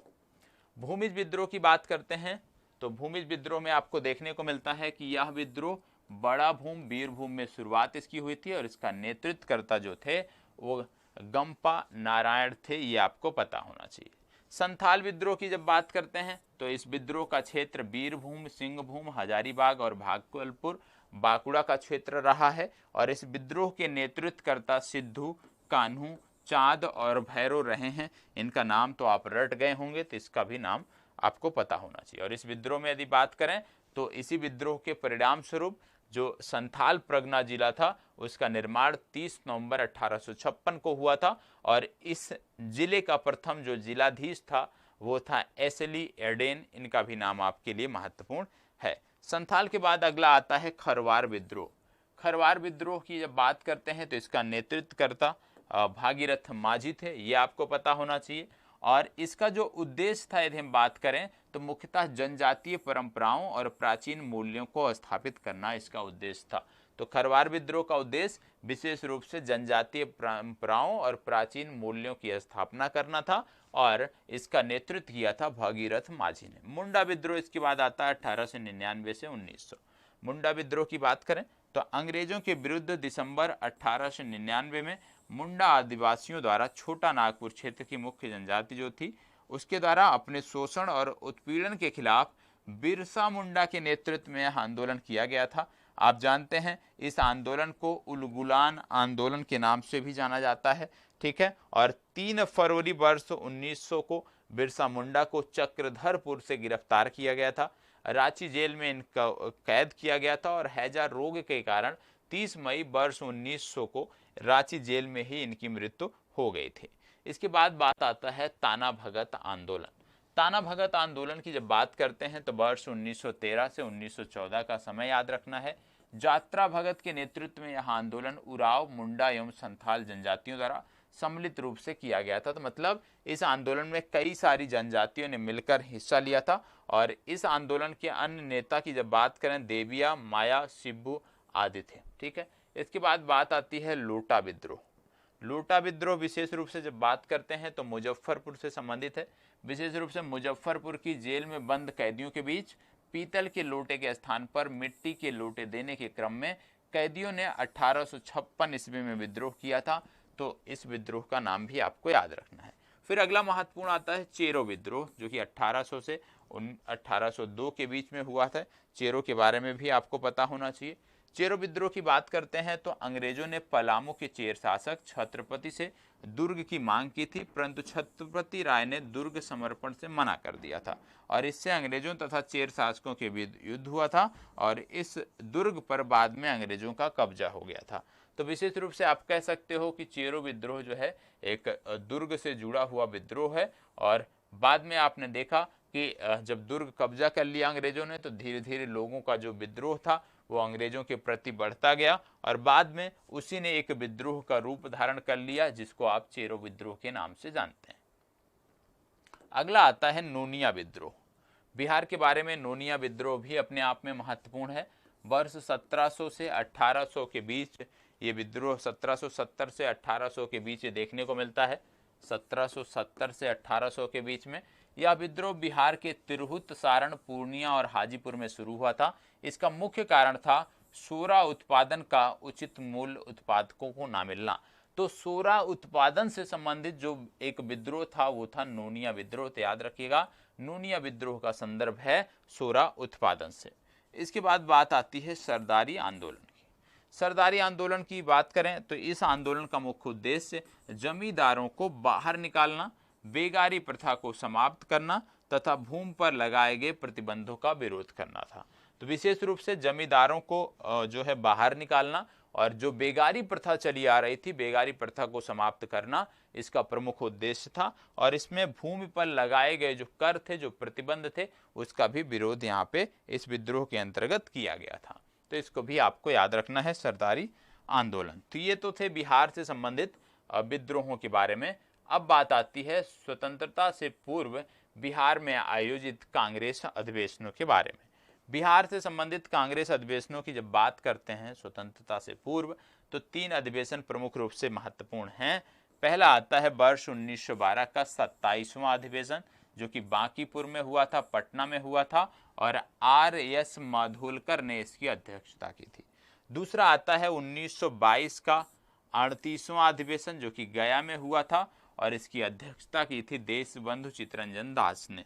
इसके बाद फिर आता है 1940 का 53वां अधिवेशन, जो कि रामगढ़ में हुआ था, वर्तमान झारखंड में, और मौलाना अब्दुल कलाम आज़ाद ने इसकी अध्यक्षता की थी। तो कांग्रेस के ये 3 अधिवेशन आपके लिए महत्वपूर्ण हैं, इनको आपको याद रखना है, ठीक है। फिर इसके बाद बात आती है बिहार के कुछ पुरातात्विक स्थलों के बारे में। अब बिहार के पुरातात्विक स्थलों की जब बात करते हैं तो यहाँ पे आपको लगभग 9 से 10 पुरातात्विक स्थल देखने को मिलते हैं और संबंधित जिला भी देखने को मिलता है। तो एक बार देख लीजिएगा, याद रहे, बहुत अच्छी बात है। नहीं याद है तो एक बार रटने का भी प्रयास करिएगा। एक सारा, अल्धाना, मालिक इब्राहिम बया की मजार, ये तीनों पुरातात्विक स्थल नालंदा से संबंधित। अगला आता है लोरिक डी चक राज परिसर, ये तीनों जो पुरातात्विक स्थल हैं ये दरभंगा से संदर्भित हैं। राजनगर, पस्तान, नवटोली, भैरवगढ़ी और प्राचीनगढ़ ये मधुबनी से संबंधित हैं, ठीक है। इसके बाद काली मंदिर, ताराडीह, शोभनाथ पहाड़ी, ये गया से संदर्भित है। जमालुद्दीन चक, बेगू हजाम की मस्जिद, पटना से संदर्भित है। उमगा, दाऊद खां का किला, शमशेर खां की मजार, औरंगाबाद से संदर्भित है। और इसके बाद महेशिया, ये आपको देखने को मिलता है सीतामढ़ी से। आगे बात करते हैं 8वां, पातालपुरी गुफा, शिला मूर्ति समूह खेरी, भागलपुर से संदर्भित है। और अगला है हसन शाह की मजार, अलावत खां का मकबरा, रोहतास से संबंधित है। बिहार में स्थित धार्मिक पर्यटन स्थलों की अब यहाँ पे बात हो रही है। अब बिहार में स्थित धार्मिक पर्यटन स्थलों की जब बात करते हैं तो आपको देखने को मिलता है पटना की बात। पटना में कई सारे धार्मिक स्थल हैं जिनमें एक एक करके मैं नाम पढ़ रहा हूँ, निश्चित रूप से आप सभी को पता होगा क्योंकि बिहार से जुड़े हैं आप सब। चैतन्य महाप्रभु मंदिर, काली स्थान, अन्नपूर्णा मंदिर, बिरला मंदिर, शीतल माता मंदिर, हरिहर मंदिर, इमाम बाड़ा, पत्थर की मस्जिद, फुलवारी शरीफ का खानका, पादरी की हवेली, गुरुद्वारा हांडी साहिब, बड़ी पाटन देवी मंदिर, छोटी पाटन देवी मंदिर। तो कई सारे इस प्रकार के पर्यटन स्थल पटना में हैं। जब बात करते हैं औरंगाबाद की तो देव मंदिर, जिसको सूर्य मंदिर भी कहा जाता है, और चंडी स्थान, ये औरंगाबाद में आपको देखने को मिलते हैं। गया इन दिनों काफी चर्चा में है और गया का विष्णुपद मंदिर काफी चर्चा में है, तो इसको याद रखना है। सिद्धेश्वर महादेव मंदिर याद रखना है और कमल सरोवर याद रखना है। इसके बाद आप जानते हो मंदारगिरी पर्वत, जब रोपवे की बात आती है तो आप समझते हो कुछ स्थान चर्चा में है। तो मंदारगिरी पर्वत कहाँ पे है? मंदारगिरी पर्वत बांका में है और यह भी एक पर्यटन स्थल है। इसके बाद जब बात करते हैं तो आपको देखने को मिलता है नेपाली मंदिर, हजरत जंदाहा का मकबरा, ये दोनों आपको हाजीपुर देखने को मिलते हैं। अगला आता है अजगय बीनाथ का मंदिर, ये भागलपुर में देखने को मिलता है। राम जानकी मंदिर सीतामढ़ी में देखने को मिलता है और सीतामढ़ी इन दिनों चर्चा में है समसामयिक संदर्भों में, तो इसको अच्छे से याद रखना है। फिर मामू भांजा मजार वैशाली से संदर्भित है। मुंडेश्वर मंदिर, ये आपको भभुआ में देखने को मिलता है। शेर शाह के मकबरा की बात करें तो रोहतास या सासाराम में देखने को मिलता है, तो इसको भी याद रखना है। ठीक है, तो जो पर्यटन स्थल हैं वो आपको पता होना चाहिए। अब यहाँ पे बिहार से संबंधित लोक नाट्य की बात हो रही है। बिहार से संबंधित जो लोक नाट्य हैं उनकी यहाँ पे चर्चा आपको देखने को मिलेगी। अब बिहार से संबंधित जब लोक नाट्य की बात आती है तो सबसे पहले डोमकच की बात यहाँ पे आपको देखने को मिल रही है।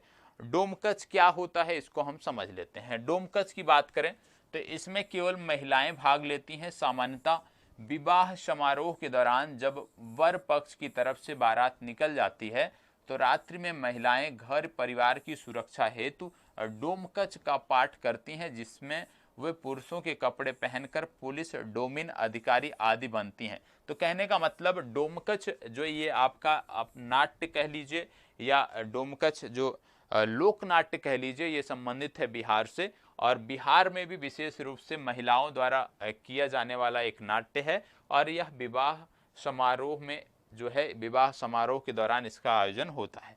ठीक है, अगला है जट जाटिन। इसमें मुख्यतः आप देखते हैं तो इसमें मुख्यतः कुंवारी लड़कियां, विशेष रूप से महिलाएं भी इसमें भाग लेती हैं और इसका आयोजन सावन महीने से लेकर कार्तिक महीने के शुक्ल पक्ष तक होता है। तो ये भी एक लोक नाट्य है। फिर इसके बाद बात आता है विदेशिया।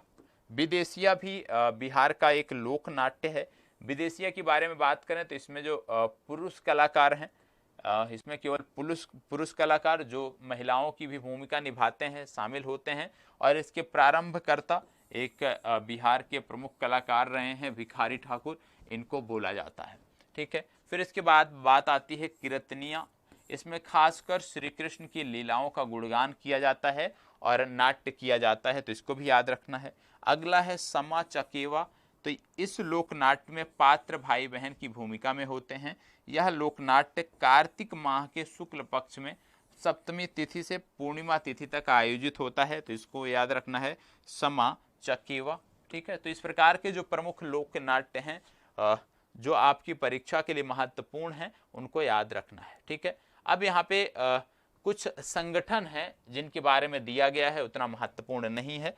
ठीक है, लेकिन संगठनों के बारे में भी आपको पता होना चाहिए, बहुत ज़्यादा इस पे ध्यान नहीं देना है क्योंकि यहाँ पे बिहार में लोक नाट्य जो संगठन है उनका जिलेवार विवरण दिया गया है।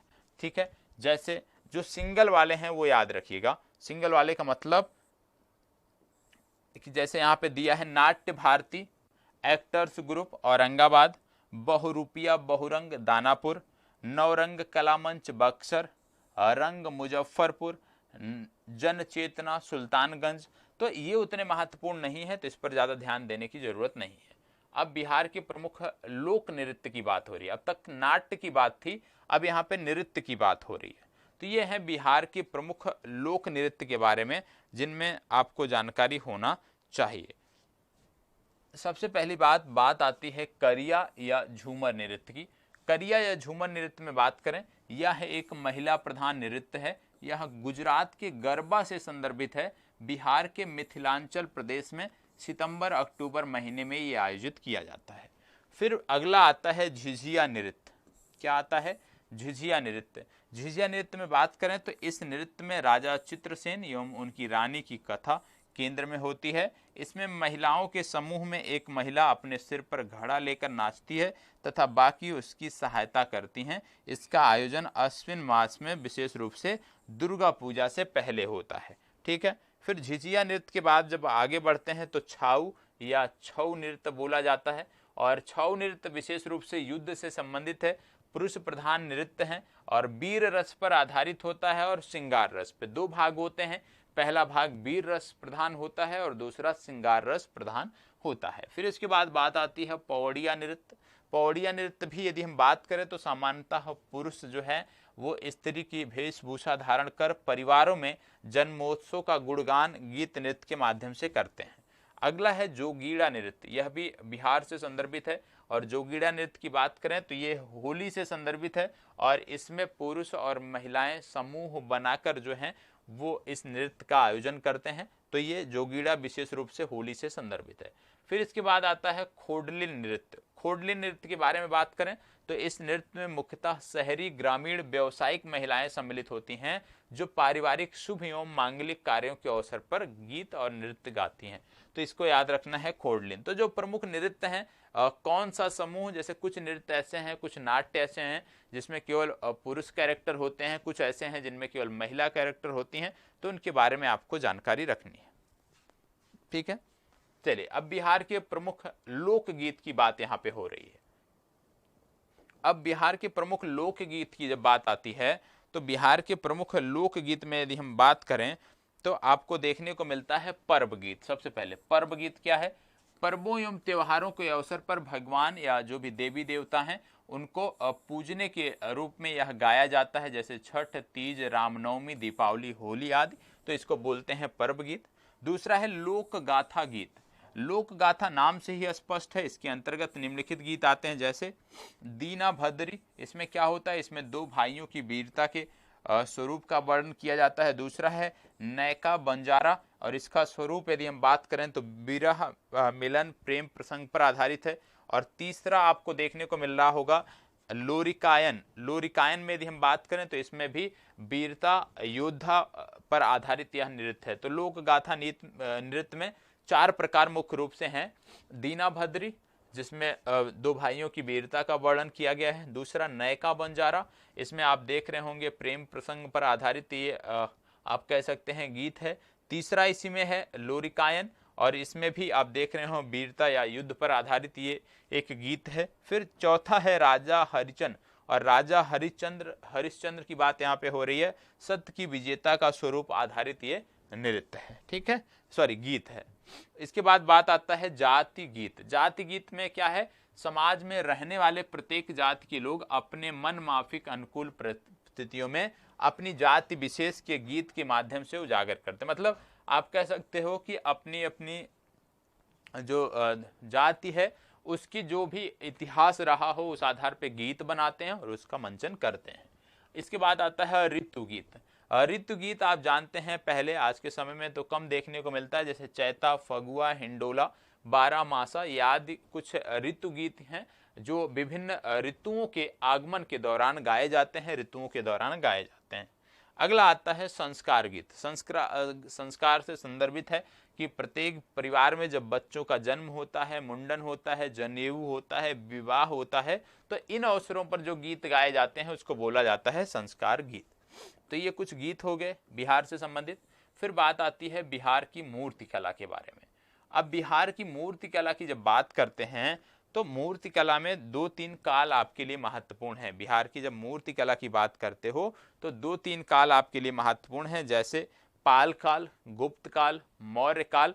तो इनके बारे में हमें देखना है। सबसे पहले हम देख रहे हैं यहाँ पे मौर्य काल अंतर्गत महत्वपूर्ण कलाएं कौन सी हैं।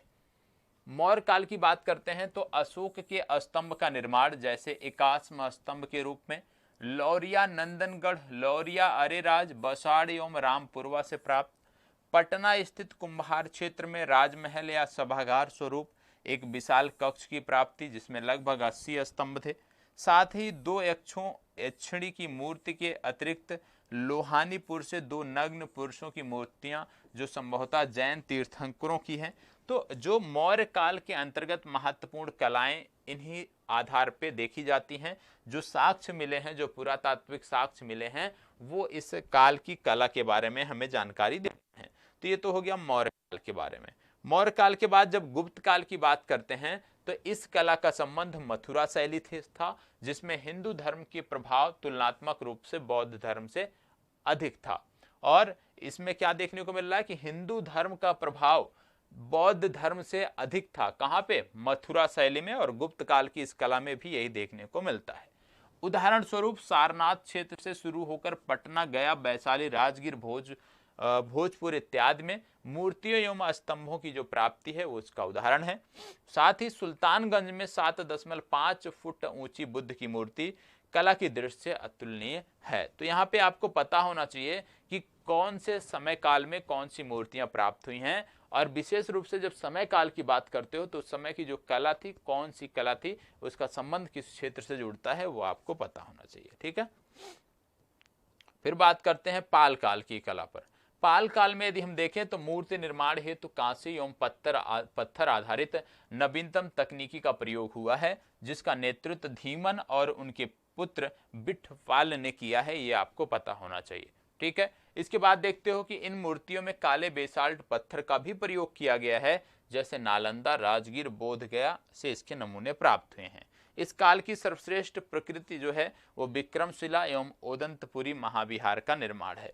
तो कहने का मतलब है, चाहे आप गुप्त काल की बात करो, चाहे आप मौर्य काल की बात करो, चाहे आप पाल काल की बात करो, तो आपको देखना है कि तीनों में अंतर क्या है। जो अवशेष हमें प्राप्त हुए हैं, जो साक्ष्य हमें प्राप्त हुए हैं, वो किस प्रकार से एक दूसरे से अलग हैं, एक दूसरे में जो विभिन्नता है उसको प्रकट करते हैं, वो आपको देखना है। ठीक है। अगला आपको देखने को मिलता है मध्यकालीन कला। मध्यकालीन कला में जब बात करते हो तो इस काल की सर्वोत्कृष्ट कला का नमूना बिहार शरीफ स्थित मलिक इब्राहिम के मकबरे से प्रभावित शेर शाह सूरी का मकबरा है, जो सासाराम में स्थित है। हालैंड शैली में निर्मित पटना कॉलेज एवं कलेक्ट्रेट तथा पादरी की हवेली जो गोथिक शैली को दर्शाती है। यूरोपीय पुनर्जागरण से प्रभावित पटना उच्च न्यायालय, राजभवन, मुख्य सचिवालय के अतिरिक्त हिंदू इस्लामी शैली के अंतर्गत निर्मित सुल्तान पैलेस की इमारतें। तो बहुत सारे साक्ष्य इस काल में मिले हैं जो विभिन्न कलाओं को बताते हैं, और इन्हीं कलाओं के आधार पे आप कह सकते हो कि उनका वर्गीकरण भी किया जाता है कि कौन सा किस काल से संदर्भित हो सकता है। अब इसी प्रकार से आपको देखने को मिलता है आधुनिक काल में जब बात करते हो तो आधुनिक काल में आपको देखने को मिलता है पटना का गोलघर, गांधी संग्रहालय, पटना गांधी मैदान में निर्मित विशाल कांस्य धातु के निर्मित महात्मा गांधी की मूर्ति, और विश्व में स्थापित मूर्ति प्रतिमाओं में जो सबसे ऊंची है आप कह सकते हो महात्मा गांधी की, वो यहीं पे देखने को मिलती है गांधी मैदान में, लगभग 70 फीट है। तो ये आधुनिक काल की कला को दर्शाता है। अब बिहार के प्रमुख चित्रकला की बात आती है। जैसे मैं आपने देखा मधुबनी चित्रकला, मंजूषा चित्रकला, ये बिहार की चित्रकलाएं हैं, तो इनके बारे में हमें देखना है। सबसे पहले हम देख रहे हैं मधुबनी चित्रकला के बारे में। मधुबनी चित्रकला की क्या विशेषताएं हैं उनके बारे में सबसे पहले हम देखेंगे। तो मधुबनी चित्रकला की विशेषताओं में जब बात करते हैं तो इस प्रकार की चित्रकारी में मुख्यतः महिलाएं सम्मिलित रही हैं, परंतु मांग बढ़ने पर पुरुष भी इनमें सम्मिलित हुए हैं। इस चित्रकारी की शुरुआत मिथिला प्रदेश से हुई है, जिसमें खासकर विषम रंग एवं चटकीली आकृतियां निर्मित की जाती थीं। प्रारंभ से कच्ची मिट्टी पर चित्रकारी, लेकिन बाद में व्यवसाय हेतु कैनवास, कागज एवं कपड़ों पर भी की गई है। इसके अंतर्गत मुख्यतः भित्ति चित्र, जिनमें महिलाएं किसी पर्व, त्योहार एवं वैवाहिक संस्कारों के अवसर पर, जैसे कोहबर, घर की सजावट हेतु इस अवसर पर जो है इनका प्रयोग करती थी। ठीक है, इसके साथ साथ आपको देखने को मिलता है कि इसमें देवी देवताओं की मूर्तियां बनाई जाती थी मुख्यतः, और वहीं अरिपन या जो भूमि चित्र होता था मधुबनी चित्रकला में, उसको उंगली से बनाया जाता था, जो जनेऊ, मुंडन, विवाह समारोहों के अवसर पर देखने को मिलता था। और इसके अंतर्गत जो भूमि चित्र बनते थे, उसके अंतर्गत पशु पक्षी, फल फूल, शुभ प्रतीक एवं देवी देवताओं के चित्र महत्वपूर्ण रहते थे। देखो, मधुबनी पेंटिंग की प्रसिद्ध जो महिला चित्रकार है उनमें जगदम्बा देवी, महासुंदरी देवी, हेमा देवी, सीता देवी, गोदावरी दत्ता, भारती दयाल, बउआ देवी और दुलारी देवी का नाम आता है। इनमें से नाम याद रखना है, और शायद दुलारी देवी आपको याद भी होंगी। किस संदर्भ में दुलारी देवी इन दिनों चर्चा में थी, लगातार मैंने आपको बताया है, करंट अफेयर्स में लगातार बताया है, तो प्लीज कमेंट बॉक्स में दुलारी देवी के बारे में जो भी जानकारी है वो आप अवश्य शेयर करिए। इसके बाद आती है मंजूषा चित्रकला। मंजूषा चित्रकला में जब बात करते हैं तो आपको देखने को मिलता है कि इसके अंतर्गत बहुला विषहरी की दंत कथाओं का चरित्र चित्रण होता है। यह मुख्यतः भागलपुर से प्रारंभ हुई थी। ठीक है, यह रेखा चित्र आधारित चित्रकला है, यह आपको पता होना चाहिए। मंजूषा कला के मुख्य चिन्ह सांप, चंपा फूल, सूर्य, कमल, हाथी, घोड़ा, मोर, मैना, कछुआ, मछली, पेड़, कलश, तीर, धनुष, शिवलिंग आदि हैं। इस कला में मुख्यतः 3 रंगों का ही प्रयोग होता है, गुलाबी, हरा और पीला। प्रारंभिक प्रमुख चित्रकार हैं चक्रवर्ती देवी, इनका नाम आपको याद रखना है। और इस कला में जब हम आगे बढ़ते हैं, इस कला के बारे में आगे देखते हैं, तो इस कला के अंतर्गत कागज एवं हाथी दांत का प्रयोग किया गया, जिसकी शुरुआत मुख्यतः मुगल शासक अकबर एवं ब्रिटिश दरबार में हुई। ठीक है, सॉरी यहीं तक था, ये तो अब बात हो रही है पटना चित्रकला की। ठीक है, तो अब पटना चित्रकला की बात हो रही है। मंजूषा आपका समाप्त हुआ। मंजूषा के बाद पटना चित्रकला आपके लिए महत्वपूर्ण है, क्योंकि मुख्य परीक्षा में भी यहाँ से प्रश्न पूछे जाते हैं।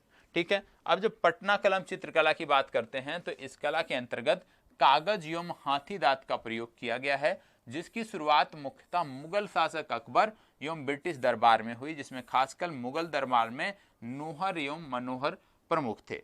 यह चित्रकला शैली वाटर कलर पर आधारित थी, जो बाद में इंडो ब्रिटिश चित्रकैली शैली के नाम से प्रसिद्ध हुई। इस शैली को पुरुषों की चित्र शैली भी कहा जाता है। इसमें व्यक्ति चित्र की प्रधानता रही है। लाल चंद्र एवं गोपाल चंद्र इस चित्रकला के 2 प्रमुख चित्रकार थे, जबकि अंतिम चित्रकार के रूप में ईश्वरी प्रसाद वर्मा थे। इनके निधन के बाद पटना कलम शैली में चित्र जो आप कह सकते हो चित्रकारी थी वो समाप्त हो गई है। तो अंतिम इसमें जो प्रमुख थे वो ईश्वरी प्रसाद वर्मा थे, जिसके बाद से इसमें रिक्त देखने को मिल रहा है, और अब आज के समय में कोई भी प्रमुख व्यक्ति इसमें नहीं देखने को मिलता है। अगला आपको देखने को मिलता है थांका चित्रकला शैली। थांका चित्रकला शैली क्या है? भारतीय, नेपाली एवं तिब्बती संस्कृत का अनुपम मिसाल है यह थांका चित्रकला। इसके माध्यम से तिब्बती धर्म, संस्कृति एवं दार्शनिक मूल्यों को अभिव्यक्त किया जाता है रहा है। फिलहाल इस शैली के लगभग 109 चित्रों में प्रमुख रूप से जो अंतिम हैं उनमें प्रकृति, धर्मपाल, दिव्यता, अभिधम्म उपदेश आदि से संबंधित चित्र आपको पटना संग्रहालय में देखने को मिल जाएंगे। फिर इसके बाद बात आती है जादोपटीसर, इसको भी आप याद रख सकते हैं।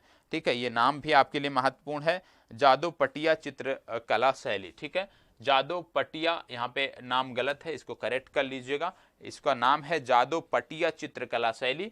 और जादोपटिया चित्रकला शैली की जब बात करते हैं तो संथाली भाषा में जादो वर्ग द्वारा संथाल समाज के धार्मिक विश्वासों, नैतिक शिक्षा एवं आडंबरों से संबंधित चित्रों का प्रस्तुतिकरण किया गया है।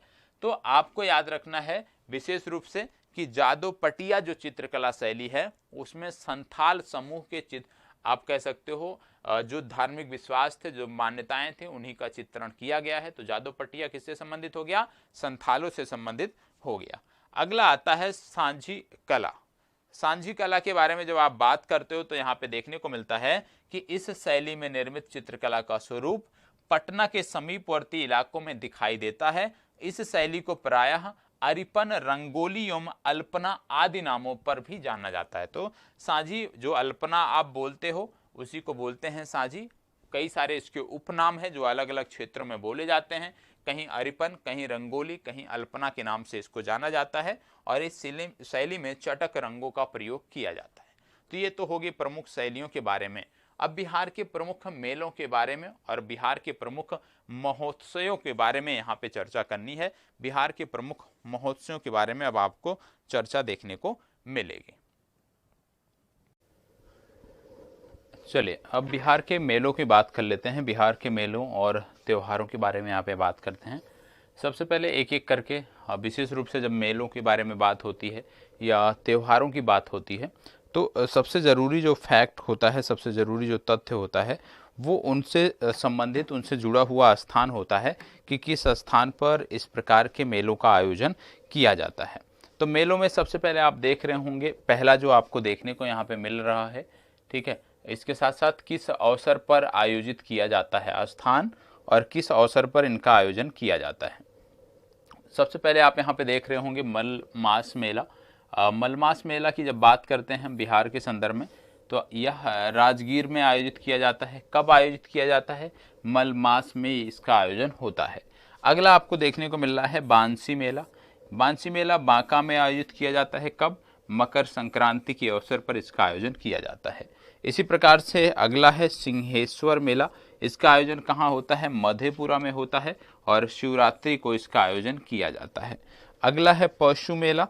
पशु मेला की बात करें तो ब्रह्मपुत्रा बक्सर में इसका आयोजन होता है। शिवरात्रि के अवसर पर इसका आयोजन होता है। अगला है महाशिवरात्रि मेला। रक्सौल में विशेष रूप से इसका आयोजन होता है और शिव पार्वती विवाहोत्सव के समय इसका आयोजन किया जाता है। तो विशेष रूप से जो मेले हैं ये आपको पता होना चाहिए। फिर इसके बाद देखने को मिलता है आपको हरदी मेला, मुजफ्फरपुर से संबंधित है, शिवरात्रि से संबंधित है। वैशाली महोत्सव वैशाली में होता है, महावीर स्वामी की जयंती के अवसर पर होता है। बुद्ध पूर्णिमा की बात करते हैं, बोध गया से संदर्भित है, भगवान बुद्ध के जन्म दिवस के अवसर पर इसका आयोजन होता है। अगला है पशु मेला। पशु मेला की बात करें बेतिया, पश्चिम चंपारण में इसका आयोजन होता है। दशहरा के दिन इसका आयोजन होता है। सोनपुर मेला की बात करते हैं तो सोनपुर सारण में इसका आयोजन होता है। कार्तिक पूर्णिमा के दिन इसका आयोजन होता है। गोपाष्टमी की बात करें खगड़िया में, गोपाष्टमी के अवसर पर इसका आयोजन होता है। अगला है बिहार में अवस्थित प्रमुख धार्मिक स्थल। अब बिहार में अवस्थित प्रमुख धार्मिक स्थलों के बारे में बात कर रहे हैं और उनके जिलों के बारे में हम यहाँ पे बात कर रहे हैं। सबसे पहली बात, जब बिहार से संबंधित प्रमुख धार्मिक स्थलों की हम बात करते हैं तो सबसे पहले देखने को मिल रहा है चौमुखी महादेव। और चौमुखी महादेव ये जो स्थल है कहाँ से संदर्भित है? वैशाली से संदर्भित है। अगला है महावीर मंदिर, कहाँ पे है? वैशाली में है। महावीर मंदिर पटना में भी देखने को मिलता है। हनुमान मंदिर की जब बात करते हैं तो हनुमान मंदिर पटना से संदर्भित है। तो इस प्रकार के जो कुछ मंदिर हैं ये आपके लिए महत्वपूर्ण हैं, तो ये आपको याद रखना है, ठीक है। तो यहाँ पे महावीर मंदिर, ये यहाँ पे टाइपिंग एरर है, ये वाला महावीर मंदिर पटना, ये टाइपिंग एरर है, इसको हटा देना है। चौमुखी महादेव वैशाली, महावीर मंदिर ये भी वैशाली, हनुमान मंदिर पटना। और हनुमान मंदिर पटना के बाद यदि हम बात करते हैं तो यहाँ पे आपको देखने को मिलता है दो चीज़ें यहाँ पे ध्यान से समझना है। यहाँ पे टाइपिंग मिस्टेक है, बहुत ज़्यादा एरर है, तो सबसे पहले माफ़ करिएगा, इसको करेक्ट करिए। चौमुखी महादेव मंदिर और चौमुखी महादेव मंदिर का संबंध है वैशाली से, ठीक है। फिर महावीर मंदिर है, महावीर मंदिर की जब बात करते हैं तो महावीर मंदिर संबंधित है पटना से। ये वाली लाइन जो है ये आपकी करेक्ट नहीं है, इसको सही कर लीजिएगा, ठीक है। तो एक एक करके अब यहाँ पे हम देख लेते हैं मंदिरों के बारे में जो भी जानकारियाँ यहाँ पे दी गई हैं, तो करेक्ट यहाँ पे कर लेना है कि चौमुखी महादेव मंदिर वैशाली, महावीर मंदिर पटना, हनुमान मंदिर पटना। इसके बाद फिर आगे बढ़ते हैं तो राम जानकी मंदिर सीतामढ़ी, अन्नपूर्णा मंदिर पटना, हरिहर क्षेत्र मंदिर सोनपुर, बिरला मंदिर पटना, नेपाली मंदिर हाजीपुर, ये आपको देखने को मिलते हैं। फिर से बता दे रहा हूं, चौमुखी महादेव वैशाली, महावीर मंदिर पटना, हनुमान मंदिर पटना, राम जानकी मंदिर सीतामढ़ी, अन्नपूर्णा मंदिर पटना, हरिहर क्षेत्र मंदिर सोनपुर, बिरड़ा मंदिर पटना और नेपाली मंदिर आपको हाजीपुर में देखने को मिलता है। कहीं कहीं टाइपिंग एरर हो जाता है, उसको आप अपने स्तर से करेक्ट कर लीजिएगा। फिर बात आती है मुस्लिम धार्मिक स्थलों के बारे में। अब इनमें जैसे मनेर शरीफ पटना में, पत्थर की मस्जिद पटना में, इमामबाड़ा पटना सिटी, खानकाह आपको पटना में। फिर सिख धर्म से जुड़े हुए स्थलों की जब बात करते हैं तो सिख धर्म के जो स्थल हैं ज़्यादातर पटना से ही संदर्भित हैं। ठीक है, तो सिख धर्म के किसी भी स्थल की बात करते हैं, दो को सिर्फ याद रख लेना है, गुरु सिंह सभा गुरुद्वारा ये गया में है और गुरु नानक शीतल कुंड ये राजगीर में है। ठीक है, बाकी का जो भी है सिख धर्म से संबंधित वो सभी का सभी पटना में आपको देखने को मिलता है। ठीक है, तो गुरु सिंह सभा गुरुद्वारा गया में और श्री गुरु नानक शीतल कुंड ये आपको राजगीर में, बाकी सिख धर्म से जुड़े हुए जो भी अन्य स्थल हैं वो पटना से ही संदर्भित हैं। अब इसके बाद बात आती है ईसाई धर्म स्थल कौन कौन से हैं, उतना महत्वपूर्ण नहीं है। ठीक है, लेकिन यदि आप देख लेंगे तो अच्छी बात है। ठीक है, स्क्रीनशॉट लेना चाहते हैं तो इसको ले सकते हैं। ये ईसाई धर्म स्थलों की जानकारी है, जिनमें से ज़्यादातर पटना में ही स्थित हैं। Saint Joseph church Mungerpur, saint Francis Assisi church Muzaffarpur और सेंट थॉमस कैथोलिक चर्च ये गया में देखने को मिलता है और बाकी का ज़्यादातर जो आपको पटना से ही संदर्भित है। ठीक है, स्क्रीनशॉट ले लीजिएगा, उतना महत्वपूर्ण नहीं है। हाँ, जैन स्थल आपके लिए महत्वपूर्ण है, जैसे राजगीर की बात करें नालंदा से संबंधित हो गया। गुनावा जी की बात करें, आप देख रहे होंगे इसमें गुनावा जी लिखा हुआ है। ठीक है, गुनावा जी कहाँ से है, नवादा से संबंधित है। कमल दाह आपको देखने को मिल रहा होगा, कमल दाह आपका पटना से संदर्भित हो गया। कुंडग्राम वैशाली से संदर्भित, चंपा भागलपुर से संबंधित। ठीक है, तो ये आपको देखने को मिल रहा है। लछुआर जमुई से संबंधित, पावापुरी नालंदा से संबंधित, आरा भोजपुर से संबंधित। तो ये तो हो गया जैन धर्म से संबंधित। अब यहाँ पे कुछ पर्व और त्योहार दी हुई हैं जो बिहार से संदर्भित हैं, जो आपकी परीक्षाओं में पूछे जा सकते हैं। अब इन पर्व और त्योहारों में जो महत्वपूर्ण है वो आपको देख लेना है। जैसे सबसे पहले बात आती है रामनवमी की। रामनवमी की बात करें तो चैत मास के शुक्ल पक्ष की नवमी तिथि को मनाया जाता है। बुद्ध जयंती की बात करें तो बैसाख माह की पूर्णिमा तिथि को। बट सावित्री की बात करें तो ज्येष्ठ माह के कृष्ण पक्ष की अमावस्या को। शिवरात्रि की बात करें तो फाल्गुन मास के कृष्ण पक्ष की चतुर्दशी को। मधुश्रावणी की बात करें तो सावन मास के कृष्ण पक्ष की पंचमी से शुक्ल पक्ष की तृतीया को। रक्षाबंधन की बात करें तो सावन महीने की पूर्णिमा तिथि को। और इसके बाद मुहर्रम की बात करें तो आप जानते हैं इस्लामिक कैलेंडर जिसको हिजरी बोलते हैं कि प्रथम महीने मुहर्रम के प्रथम 10 दिनों तक ये मनाया जाता है। तो ये कुछ प्रमुख त्यौहार हो गए जो आपको पता होना चाहिए। ठीक है, फिर बात आती है क्रिसमस, आप जानते हैं 25 दिसंबर। फिर इसके बाद आप जानते हैं 10 लक्षण पर्व, और 10 लक्षण पर्व की जब हम बात करते हैं तो इसके बारे में भी आपको पता होगा। 10 लक्षण जो पर्व है उसके बारे में जब हम बात करते हैं तो देखते हैं आप कि सितंबर माह में विशेष रूप से खासकर भाद्र पक्ष शुक्ल पंचमी से आपको देखने को मिलता है और भाद्र पक्ष शुक्ल चतुर्दशी तक ये देखने को मिलता है। दुर्गा पूजा की बात करें तो अश्विन मास की 10वीं तिथि को देखने को मिलता है। दीपावली की बात करें तो कार्तिक मास की अमावस्या को देखने को मिलता है। ठीक है, फिर इसके बाद आता है कार्तिक पूर्णिमा। कार्तिक पूर्णिमा की बात करें तो हाजीपुर एवं सोनपुर में गंगा गंडक के संगम पर स्नान करके जो है इस पूर्णिमा को हम स्नान करते हैं, इसलिए ये आपके लिए महत्वपूर्ण है। ठीक है, छठ पूजा की बात करें तो अक्टूबर नवंबर में आप देखते होंगे ठंडक का प्रारंभ हो जाता है, उस दौरान छठ पूजा का आयोजन होता है। सरस्वती पूजा की बात करें तो माघ माह में देखने को मिलता है। मकर संक्रांति की बात करें तो 14 जनवरी को। चित्रगुप्त पूजा की बात करें तो भैया दूज के दिन। पितृपक्ष पूजा की बात करें तो अश्विन माह में ये आपको देखने को मिलता है। इसके बाद बात आता है बिहार के प्रमुख साहित्य एवं साहित्यकार। अब बिहार के प्रमुख साहित्य एवं साहित्यकारों का नाम यहाँ पे दिया हुआ है।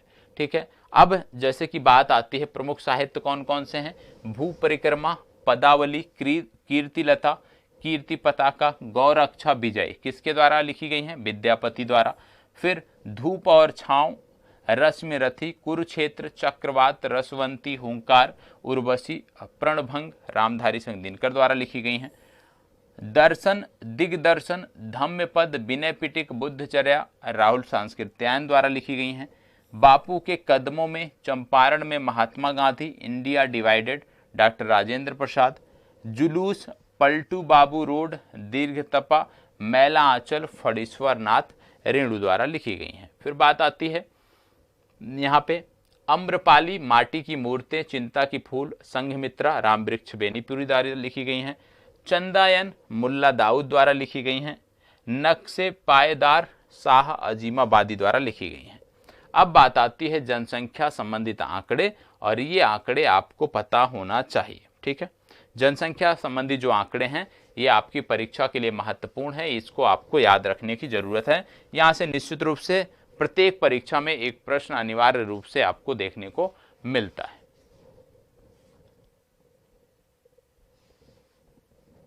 अब यहाँ पे देखो जनसंख्या की बात दी हुई है, प्रदेश की कुल जनसंख्या की बात दी हुई है, और प्रदेश की कुल जनसंख्या आपको पता होना चाहिए। ठीक है, कुल जनसंख्या की जब आप बात करते हो तो विशेष रूप से जनसंख्या प्रतिशत आप अनिवार्य रूप से याद रखिएगा कि बिहार में यदि हम बात करें तो आपको देखने को मिलता है पुरुष जनसंख्या जो है वो 52.14% और महिला जनसंख्या 47.86% देखने को मिलती है। दूसरी बात, राज्य की ग्रामीण जनसंख्या के बारे में बात करें तो बिहार की ज्यादातर जो आबादी है वो ग्रामीण आबादी है, ये आपको पता होना चाहिए। लगभग 88.71% आबादी ग्रामीण है। राज्य की नगरीय जनसंख्या की बात करें तो 11.29% है, और बिहार की 11.9% मात्र आबादी जो है वो नगरों में रहती है। प्रदेश के सर्वाधिक जनसंख्या वाले शीर्ष जिलों की बात करें तो पटना, पूर्वी चंपारण, मुजफ्फरपुर, ये प्रदेश के 3 सर्वाधिक जनसंख्या वाले जिले हैं। इनके बारे में आपको पता होना चाहिए, इसको एक एक करके नोट कर लीजिएगा जिनको ना पता हो। ठीक है, क्योंकि यहाँ से प्रश्न पूछे जाते हैं। प्रदेश के न्यूनतम जनसंख्या वाले शीर्ष जिले कौन कौन से हैं? शेखपुरा, शिवहर, अरवल, ये 3 जिले आपको याद रखना, 3 याद रखिए। ठीक है, फिर इसके बाद आती है प्रदेश के सर्वाधिक ग्रामीण जनसंख्या प्रतिशत वाले जिले। ठीक है, प्रदेश के सर्वाधिक ग्रामीण जनसंख्या प्रतिशत वाले जिले कौन से हैं? तो इनमें सबसे पहले आता है समस्तीपुर, बांका, मधुबनी। समस्तीपुर में 96.53% जनसंख्या ग्रामीण है, बांका में 96.50% ग्रामीण जनसंख्या है।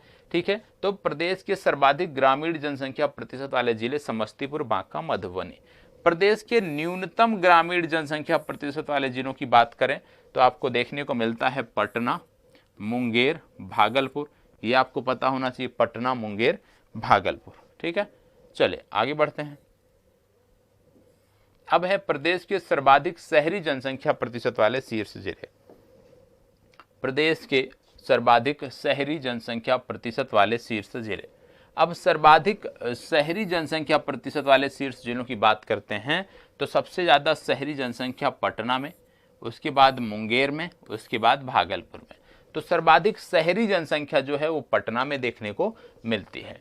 प्रदेश में न्यूनतम शहरी जनसंख्या प्रतिशत वाले 3 जिले समस्तीपुर, बांका, मधुबनी। आपने अभी देखा कि सबसे ज्यादा ग्रामीण जनसंख्या इन्हीं जिलों में है।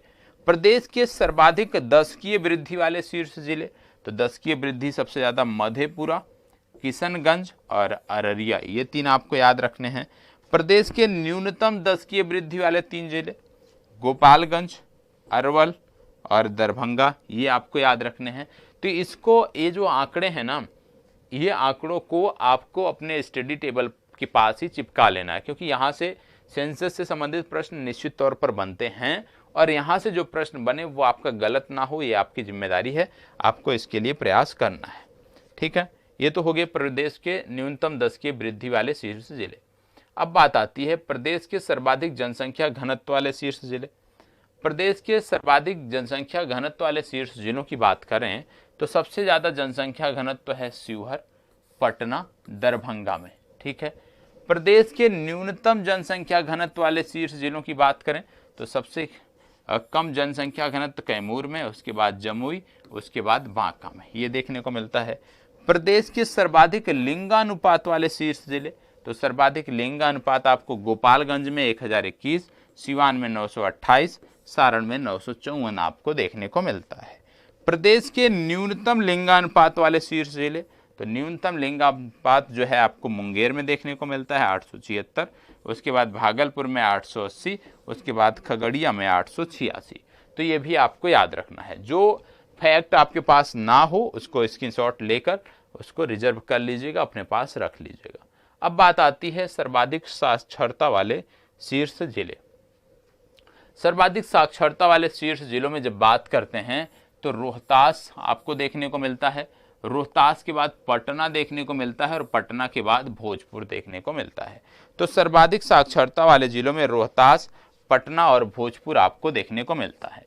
न्यूनतम साक्षरता वाले जिलों में यदि बात करें तो पूर्णिया, सीतामढ़ी और कटिहार, तीन जिले आपको याद रखना है प्रत्येक के संदर्भ में। तो न्यूनतम पूर्णिया, सीतामढ़ी और कटिहार आपको याद रखना है। प्रदेश में सर्वाधिक अनुसूचित जातियों की जनसंख्या प्रतिशत वाले शीर्ष जिले कौन से हैं? तो अनुसूचित जातियों की सर्वाधिक जनसंख्या गया में, गया के बाद नवादा में, नवादा के बाद औरंगाबाद में देखने को मिलती है। आगे बढ़ते हैं तो प्रदेश की न्यूनतम अनुसूचित जनजातियों की जनसंख्या प्रतिशत वाले शीर्ष जिले कौन से हैं? तो यहाँ पे आपको याद रखना है किशनगंज, कटिहार, भागलपुर। किशनगंज, कटिहार, भागलपुर, ये आपको याद रखना है। ठीक है। प्रदेश में सर्वाधिक अनुसूचित जनजातियों की जनसंख्या प्रतिशत वाले शीर्ष जिले, अनुसूचित जनजातियों की जनसंख्या प्रतिशत, तो सबसे ज़्यादा अनुसूचित जनजातियों की जब बात करते हैं तो पश्चिमी चंपारण में, कटिहार में देखने को मिलते हैं और जमुई में देखने को मिलते हैं।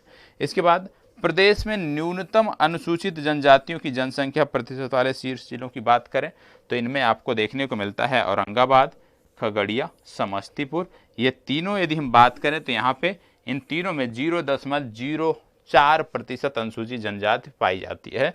दूसरे स्थान पे ये समूह आता है नालंदा, बेगूसराय और शिवहर का, जहाँ पे जनजातियों का प्रतिशत जो है अनुसूचित जनजातियों का 0.05% है। तो ये समूह आपको याद रखना है। ठीक है।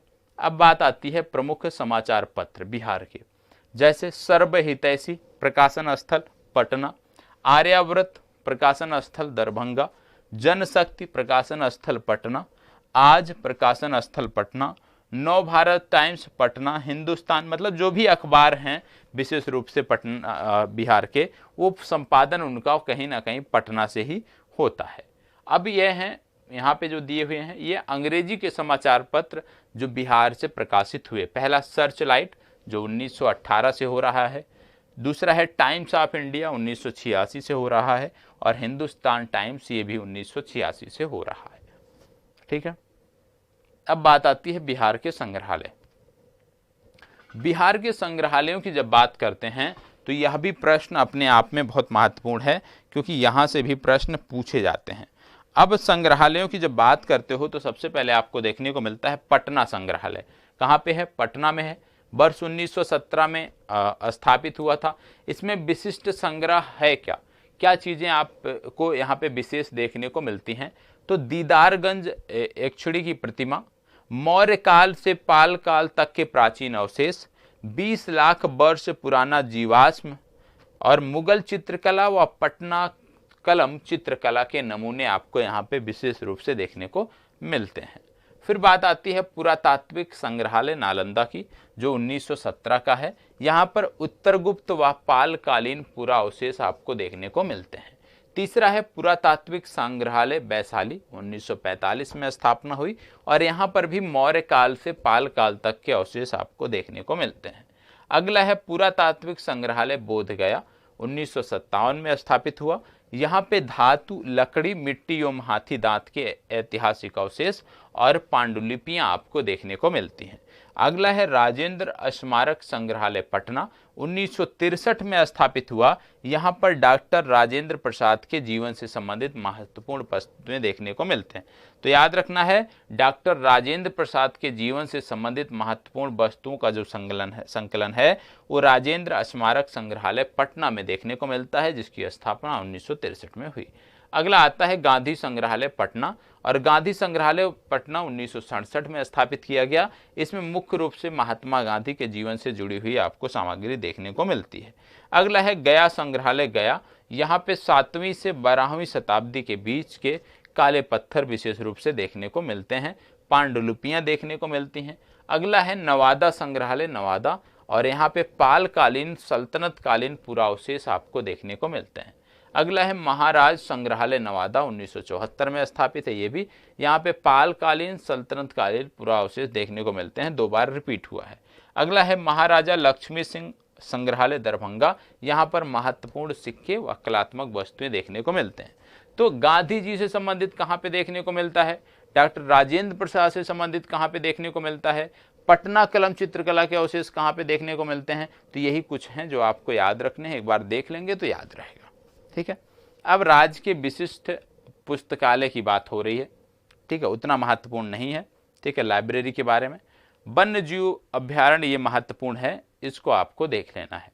वन्य जीव अभ्यारण्य, जिला और वर्ष दिया हुआ है, तो वर्ष से मतलब नहीं है यहाँ पे सिर्फ आपको याद रखना है वन्य जीव अभ्यारण्य और स्थान का नाम। पहला है भीम बांध वन्य जीव अभ्यारण्य, ये आपको मुंगेर में देखने को मिलता है। दूसरा है गौतम बुद्ध वन्य जीव अभ्यारण्य, गया में देखने को मिलता है। तीसरा है कांवर झील पक्षी अभ्यारण्य, बेगूसराय में देखने को मिलता है। अगला है कैमूर वन्यजीव अभ्यारण्य, कैमूर में देखने को मिलता है। नागी नकटी डैम पक्षी अभ्यारण्य, जमुई में देखने को मिलता है। पंत वन्यजीव अभ्यारण्य, नालंदा। उदयपुर वन्यजीव अभ्यारण्य, पश्चिमी चंपारण। वाल्मीकि वन्यजीव अभ्यारण्य, पश्चिमी चंपारण। और इसके बाद विक्रमशिला गांगे डॉल्फिन सेंचुरी, भागलपुर। बरेला सलीम अली पक्षी अभ्यारण्य, वैशाली। कुशेश्वर स्थान पक्षी अभ्यारण्य, दरभंगा। गोगाबील पक्षी अभ्यारण्य, कटिहार। ये कुछ अभ्यारण्य हैं जो आपको पता होना चाहिए। यहाँ से संदर्भित प्रश्न आपकी परीक्षाओं के लिए महत्वपूर्ण है, पूछा जा सकता है। अब बात आता है बिहार के नदियों के बारे में। ठीक है, बिहार के नदियों के बारे में यहाँ पे आपको जानकारी देखने को मिलती है। अब बिहार की प्रमुख नदियाँ, सबसे पहले आप जानते हैं गंगा की बात आती है। जब भी बिहार की नदियों की चर्चा करोगे गंगा का जिक्र आपको अवश्य करना पड़ेगा। गंगा की बात करते हैं तो गंगा गंगोत्री हिमनद से निकलती है, आप सभी को पता है। बाईं ओर उत्तर दिशा से मिलने वाली नदियों में घाघरा, गंडक, बागमती, बलान, बूढ़ी गंडक, कोसी, कमला तथा महानंदा प्रमुख हैं। दाईं ओर से मिलने वाली नदियों में यदि हम बात करें सोन, कर्मनाशा, पुनपुन तथा क्यूल प्रमुख हैं। तो याद रखना है आपको गंगा के बाईं तरफ की सहायक और दाईं तरफ की सहायक नदियों को रट जाइएगा, ये बहुत ही महत्वपूर्ण है क्योंकि अपवाह तंत्र से प्रश्न बनता ही बनता है। घाघरा की बात करें जिसका अन्य नाम सरयू है। ठीक है, ट्रांस हिमालय में मापचा चुंगो हिमनद से निकलती है। राप्ती में यदि हम बात करें तो बाएं किनारे से जो है ये जाके जो है बाईं ओर की इसकी सहायक नदी जो है वो है राप्ती और शारदा, इसको आपको याद रखना है। ठीक है, तो इसको भी आपको याद रखना है। आगे बढ़ते हैं और महत्वपूर्ण सहायक नदियां इसकी हो गई। फिर बात आती है सोन। सोन निकलती है अमरकंटक के पहाड़ से और इसकी सहायक नदियों में रिहंद, कनहर, गोपद, उत्तरी कोयल आती हैं। इसके बाद है कोसी नदी। कोसी नदी आप जानते हैं बिहार की प्रमुख नदी है। कोसी नदी की जब बात करते हैं गोसाई स्थान नेपाल से निकलती है। यारू कोसी, तमूर कोसी, सन कोसी, भूत कोसी, लिक्षु कोसी, दूध कोसी, इंद्रावती और अरुण कोसी जो है इसकी सहायक नदियां हैं। ठीक है गंडक। गंडक भी नेपाल हिमालय से निकलती है और इसकी सहायक नदियां काली गंडक और त्रिशूली गंगा हैं। अगला है बूढ़ी गंडक। सोमेश्वर पहाड़ी की पश्चिमी ढाल से यह नदी निकलती है। बागमती, मसान, वालोर, पंडई, दंदा, सिकटा, त्यूर और धनौती इसकी सहायक नदियां हैं। अगला है बागमती, महाभारत श्रेणी से निकलती है नेपाल से और इसकी कुछ सहायक नदियां हैं छोटी बागमती, सिपरीधार, अधवारा, कोला, लखनदेई, विष्णुमती इसकी सहायक नदियां हैं। अगला है कमला। कमला जो है ये महाभारत श्रेणी नेपाल से निकलती है। मैनावती, धौरी तथा भूतही, बलान इसकी सहायक नदियां हैं। फिर बात आती है फल्गु नदी। छोटा नागपुर के पठार से निकलती है। लोकायन इसकी सहायक नदी है। अगला है महानंदा। महानंदा की बात करें तो हिमालयी क्षेत्र के अंतर्गत पश्चिम बंगाल के दार्जिलिंग जिले में महालदिराम पहाड़ी पर स्थित पागल झोरा जलप्रपात से निकलती है। मेंची तथा कंकई इसकी सहायक नदियां हैं। अगला है पुनपुन। पुनपुन की बात करते हैं तो चौराहा पहाड़ी से निकलती है झारखंड से। दीर्घा, मोरहर और राम रेखा इसकी सहायक नदियां हैं। कर्मनाशा की बात करें तो कैमूर से निकलती है। किऊल नदी की बात करें तो झारखंड से गिरिडीह जो जिला है वहां से ये निकलती है। अब बिहार की प्रमुख नहरों की बात आ गई। बिहार के प्रमुख नहरों में यदि हम बात करें, जब सिंचाई प्रणाली की बात करते हो तो वहां पे इनका भी जिक्र आपको याद करना है, इनका भी जिक्र आपको करना अनिवार्य रूप से है, क्योंकि यहां से भी प्रश्न आपकी परीक्षाओं के लिए बनते हैं। यहां पे यदि हम बात करें तो बिहार के प्रमुख जो नहरें हैं, पूर्वी सोन नहर सोन नदी पर है, पटना, गया, भोजपुर और औरंगाबाद जिले इससे लाभान्वित होते हैं। अगला है पश्चिमी सोन नहर, सोन नदी पर है, भोजपुर, रोहतास और बक्सर जिले इससे लाभान्वित होते हैं। अगला है त्रिवेणी नहर, गंडक नदी। देखो नहरों में विशेष रूप से याद रखना कि ये जो सिंचाई प्रणाली के लिए नहरें बनाई गई किस नदी से, नदी याद रखना महत्वपूर्ण है। त्रिवेणी नहर, गंडक नदी पूर्वी एवं पश्चिमी चंपारण को लाभान्वित करती है। पूर्वी कोसी नहर कोसी नदी पर है, पूर्णिया, अररिया, सहरसा, मधेपुरा, सुपौल और खगड़िया को प्रभावित करती है। पश्चिमी कोसी नहर ये भी कोसी नदी पर है, बेगूसराय, दरभंगा और मधुबनी को इससे लाभान्वित होता है। तिरहुत नगर गंडक नदी पर है, सारण और चंपारण इससे लाभान्वित होते हैं। फिर इसके बाद आपको देखने को मिलता है सकरी नहर, सकरी नदी पर है, मुंगेर, लखीसराय, गया एवं पटना लाभान्वित होते हैं। राजपुर नहर की बात करें तो हनुमान नगर जलाशय के पूर्वी किनारे से निकाला जाता है, सहरसा और बेगूसराय लाभान्वित होते हैं। कमला की बात करें तो कमला नदी से संदर्भित है, विशेष रूप से मधुबनी से। ठीक है, अब बिहार की प्रमुख झीलों की बात आ गई है। ठीक है, बिहार के प्रमुख झीलों में अनुपम झील स्थान कैमूर, ठीक है, कांवर झील बेगूसराय, कुशेश्वर स्थान झील दरभंगा, गोगाबील झील कटिहार, सिमरी बख्तियारपुर झील सहरसा, बरेला झील वैशाली। मतलब जो स्थान है वो आपको पता होना चाहिए कि ये झील कहां पर है, गोगाबील झील कहां पे। तो स्थान यदि पता होगा तो आप एक नंबर में मतलब एक प्रश्न आप सही कर ले जाएंगे। ठीक है, चले जलप्रपातों में भी वही याद रखना है कौन सा जलप्रपात कहां पे है। जैसे ककोलत जलप्रपात नवादा, सुखलदरी जलप्रपात रोहतास, दुर्गावती जलप्रपात रोहतास, धुआं कुंड जलप्रपात सासाराम, जियारखंड जलप्रपात भोजपुर। ये कुछ जलप्रपात हो गए जो आपको याद रखना है। ठीक है, इनके बारे में भी पूछा जाता है। ठीक है, जैसे सुखलदरी जलप्रपात किस नदी पे है, कनहर नदी पे है, तो यहाँ पे नदी का नाम भी आपके लिए महत्वपूर्ण है। ठीक है, अब बात आती है बिहार के प्रमुख खनिजों की। ठीक है, अब बिहार के प्रमुख खनिजों में वो स्थान कौन से हैं वो भी आपको याद रखना है। जैसे सबसे पहले बात आती है अभ्रक की। अभ्रक की बात करते हैं तो नवादा, जमुई और गया आते हैं। सोना की बात करते हैं तो जमुई तथा राजगीर के कबूतरा एवं नाकिया पहाड़ी क्षेत्र में।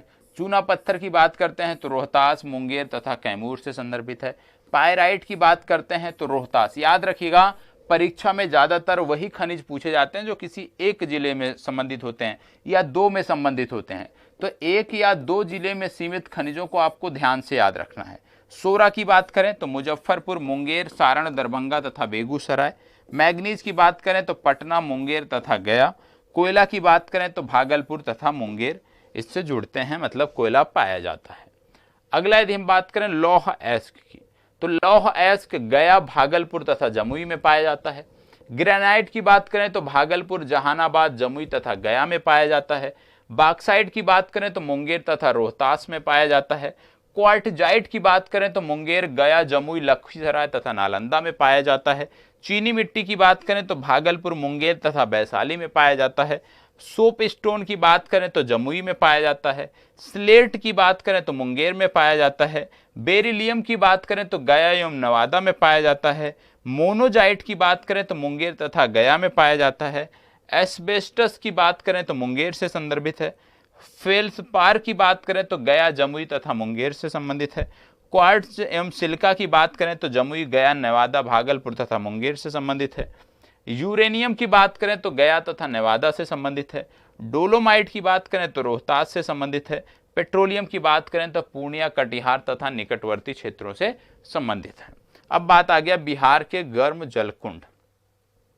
ठीक है, अब जलकुंडों के बारे में जैसे सूर्यकुंड राजगीर, सप्तधारा राजगीर, ब्रह्मकुंड राजगीर, गोमुख कुंड मुंगेर, नानक कुंड राजगीर, ऋषि कुंड मुंगेर, जन्मकुंड मुंगेर, अग्निकुंड गया, पंचतर कुंड मुंगेर, भरारी कुंड मुंगेर, लक्ष्मण कुंड मुंगेर, सीता कुंड मुंगेर, रामेश्वर कुंड मुंगेर, भीमबांध मुंगेर। मतलब जो ज्यादातर आपको देखने को मिल रहे हैं ये मुंगेर से ही संबंधित हैं। तो यहाँ पे गर्म जलकुंड की जब बात करते हो तो राजगीर और गया से संबंधित जो हैं उनको याद रख लीजिए, बाकी के जो बचे हैं वो मुंगेर से हैं। अब गया से कौन है? अग्निकुंड गया से हो गया। राजगीर से कौन है? ब्रह्मकुंड, नानक कुंड, सप्तधारा और सूर्य कुंड। तो 4-5 ये आप याद कर लीजिए जो राजगीर और गया से संदर्भित हैं। बाकी का यदि आता है तो आपको मुंगेर टिक करना है। ठीक है, चलो। बिहार में हथकरघा निर्मित कपड़ों का उत्पादन कहाँ होता है? हथकरघा निर्मित कपड़ों की बात करें तो भागलपुर में रेशमी, सूती, सजावटी कपड़े, निर्यात योग्य रेशमी और सूती कपड़े। बांका की बात करें तो टसर रेशम, निर्यात योग्य रेशमी कपड़े बनाए जाते हैं। गया की बात करें तो सूती कपड़ों के थान, बेडशीट, तौलिए, गमछे तैयार किए जाते हैं। नालंदा की बात करें तो सजावटी पर्दे, बिस्तर के खोल, आंतरिक सज्जा सामग्रियां तैयार की जाती हैं। नवादा की बात करें तो तसर रेशम और महिलाओं की पोशाक के सामान मिलते हैं। मधुबनी की बात करें तो महीन सूती कपड़ों के थान, धोती, कमीज के कपड़े मिलते हैं। औरंगाबाद रोहतास की बात करें तो ऊनी कंबल, ऊनी कालीन और साड़ियां देखने को मिलती हैं। कैमूर की बात करें तो ऊनी कालीन, बनारसी साड़ियां देखने को मिलती हैं। पटना सिवान की बात करें तो सूती कपड़े, सजावटी कपड़े देखने को मिलते हैं। पूर्णिया कटिहार की बात करें तो जूट के थैले, जूट मिश्रित सामग्रियां और आंतरिक सामग्री जो सज्जा के लिए प्रयोग की जाती है वो देखने को मिलते हैं। अब खनिज पर आधारित उद्योग, यहां से भी संबंधित प्रश्न आपकी परीक्षा में बनते हैं तो इसको भी हमें ध्यान रखना है। ठीक है, सबसे पहले सीमेंट उद्योग, एक एक करके देखेंगे, ये महत्वपूर्ण है। सबसे पहले सीमेंट उद्योग, यहां पे यदि हम बात करें तो सबसे पहले देखने को मिलता है प्रमुख केंद्र रोहतास जिला के बंजारी में है। पोर्टलैंड सीमेंट का उत्पादन कल्याणपुर सीमेंट लिमिटेड बंजारी में किया जाता है। सीमेंट का सबसे बड़ा कारखाना डालमिया नगर में स्थित है, वर्तमान में यह कार्यरत नहीं है। तो ये हो गया सीमेंट उद्योग। सीमेंट के बाद फिर आता है क्रशर उद्योग, पत्थर काटने का जो उद्योग होता है उसकी बात यहाँ पे होती है। यहाँ पे यदि हम बात करें तो ग्रेनाइट, सिस्ट, नीस आदि चट्टानों पर आधारित उद्योग देखने को मिलते हैं।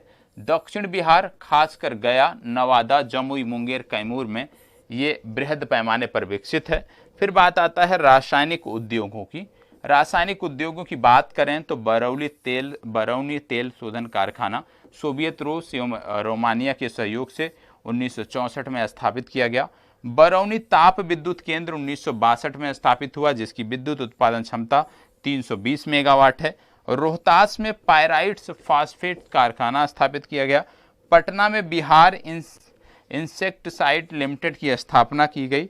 ठीक है, तो ये आपको पता होना चाहिए कि रासायनिक उद्योगों की जब बात करते हैं तो सबसे पहले तेल शोधन कारखाना की बात आती है, जिसमें रूस और रोमानिया के सहयोग से यह स्थापित किया गया था। तो सबसे पहले इसी की बात आती है। ठीक है, रोमानिया और रूस के सहयोग से पहला तेल शोधन कारखाना बरौनी में स्थापित किया गया था और रासायनिक उद्योगों का जो आधार है यही रहा है। इंजीनियरिंग उद्योग की बात करें तो माल ढुलाई के डिब्बे एवं तार की रस्सी बनाने हेतु तो मोकामा में भारत बैगन एवं इंजीनियरिंग लिमिटेड की स्थापना की गई है। रेलवे बैगन संयंत्र मुजफ्फरपुर में आर्थर बटलर कंपनी में बनाए जाते हैं। चमड़ा प्रसंस्करण उद्योग बरौनी और मुजफ्फरपुर में स्थापित है। कांच से संबंधित कारखाना पटना, भवानी नगर, हाजीपुर में है। ठीक है, फिर बात आती है प्रमुख उद्योगों की। अब ये जो प्रमुख उद्योग वाला चैप्टर है ये अपने आप में महत्वपूर्ण है। ठीक है, इसको आपको रट जाना है। जैसे सबसे पहले बात किसकी आ रही? किशनगंज। किशनगंज किसके लिए प्रसिद्ध है? चाय उद्योग के लिए। फतुहा जो पटना का स्थान है ये किसके लिए प्रसिद्ध है? बिहार स्कूटर्स लिमिटेड के लिए। ठीक है, लखीसराय की बात करें तो सिंदूर लखीसराय का प्रसिद्ध है। कटिहार का दिया सलाई उद्योग, छपरा का रेल पहिया, सिवान और बिहटा का बर्तन उद्योग, जमालपुर का रेल इंजन मरम्मत का कारखाना।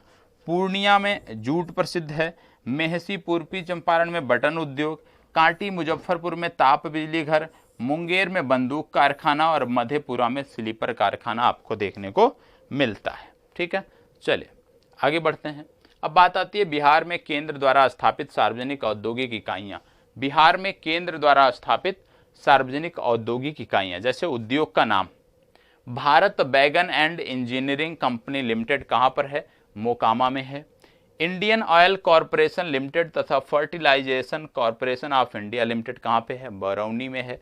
ठीक है। रेल पहिया कारखाना कहां पे है? छपरा में है। कैरेज रिपेयर रेल वर्कशॉप कहां पे है? हरनौत नालंदा में है। रेलवे विद्युत इंजन कारखाना कहां पे है? मधेपुरा में बन रहा है। डीजल एवं इलेक्ट्रिक इंजन कारखाना ये भी निर्माणाधीन है छपरा में, तो इसको आपको याद रखना है। ठीक है। फिर इसके बाद नेशनल जूट मैन्युफैक्चरिंग मिल कहां पे है? कटिहार में है। फिर बात आती है बिहार की जल विद्युत परियोजनाएं।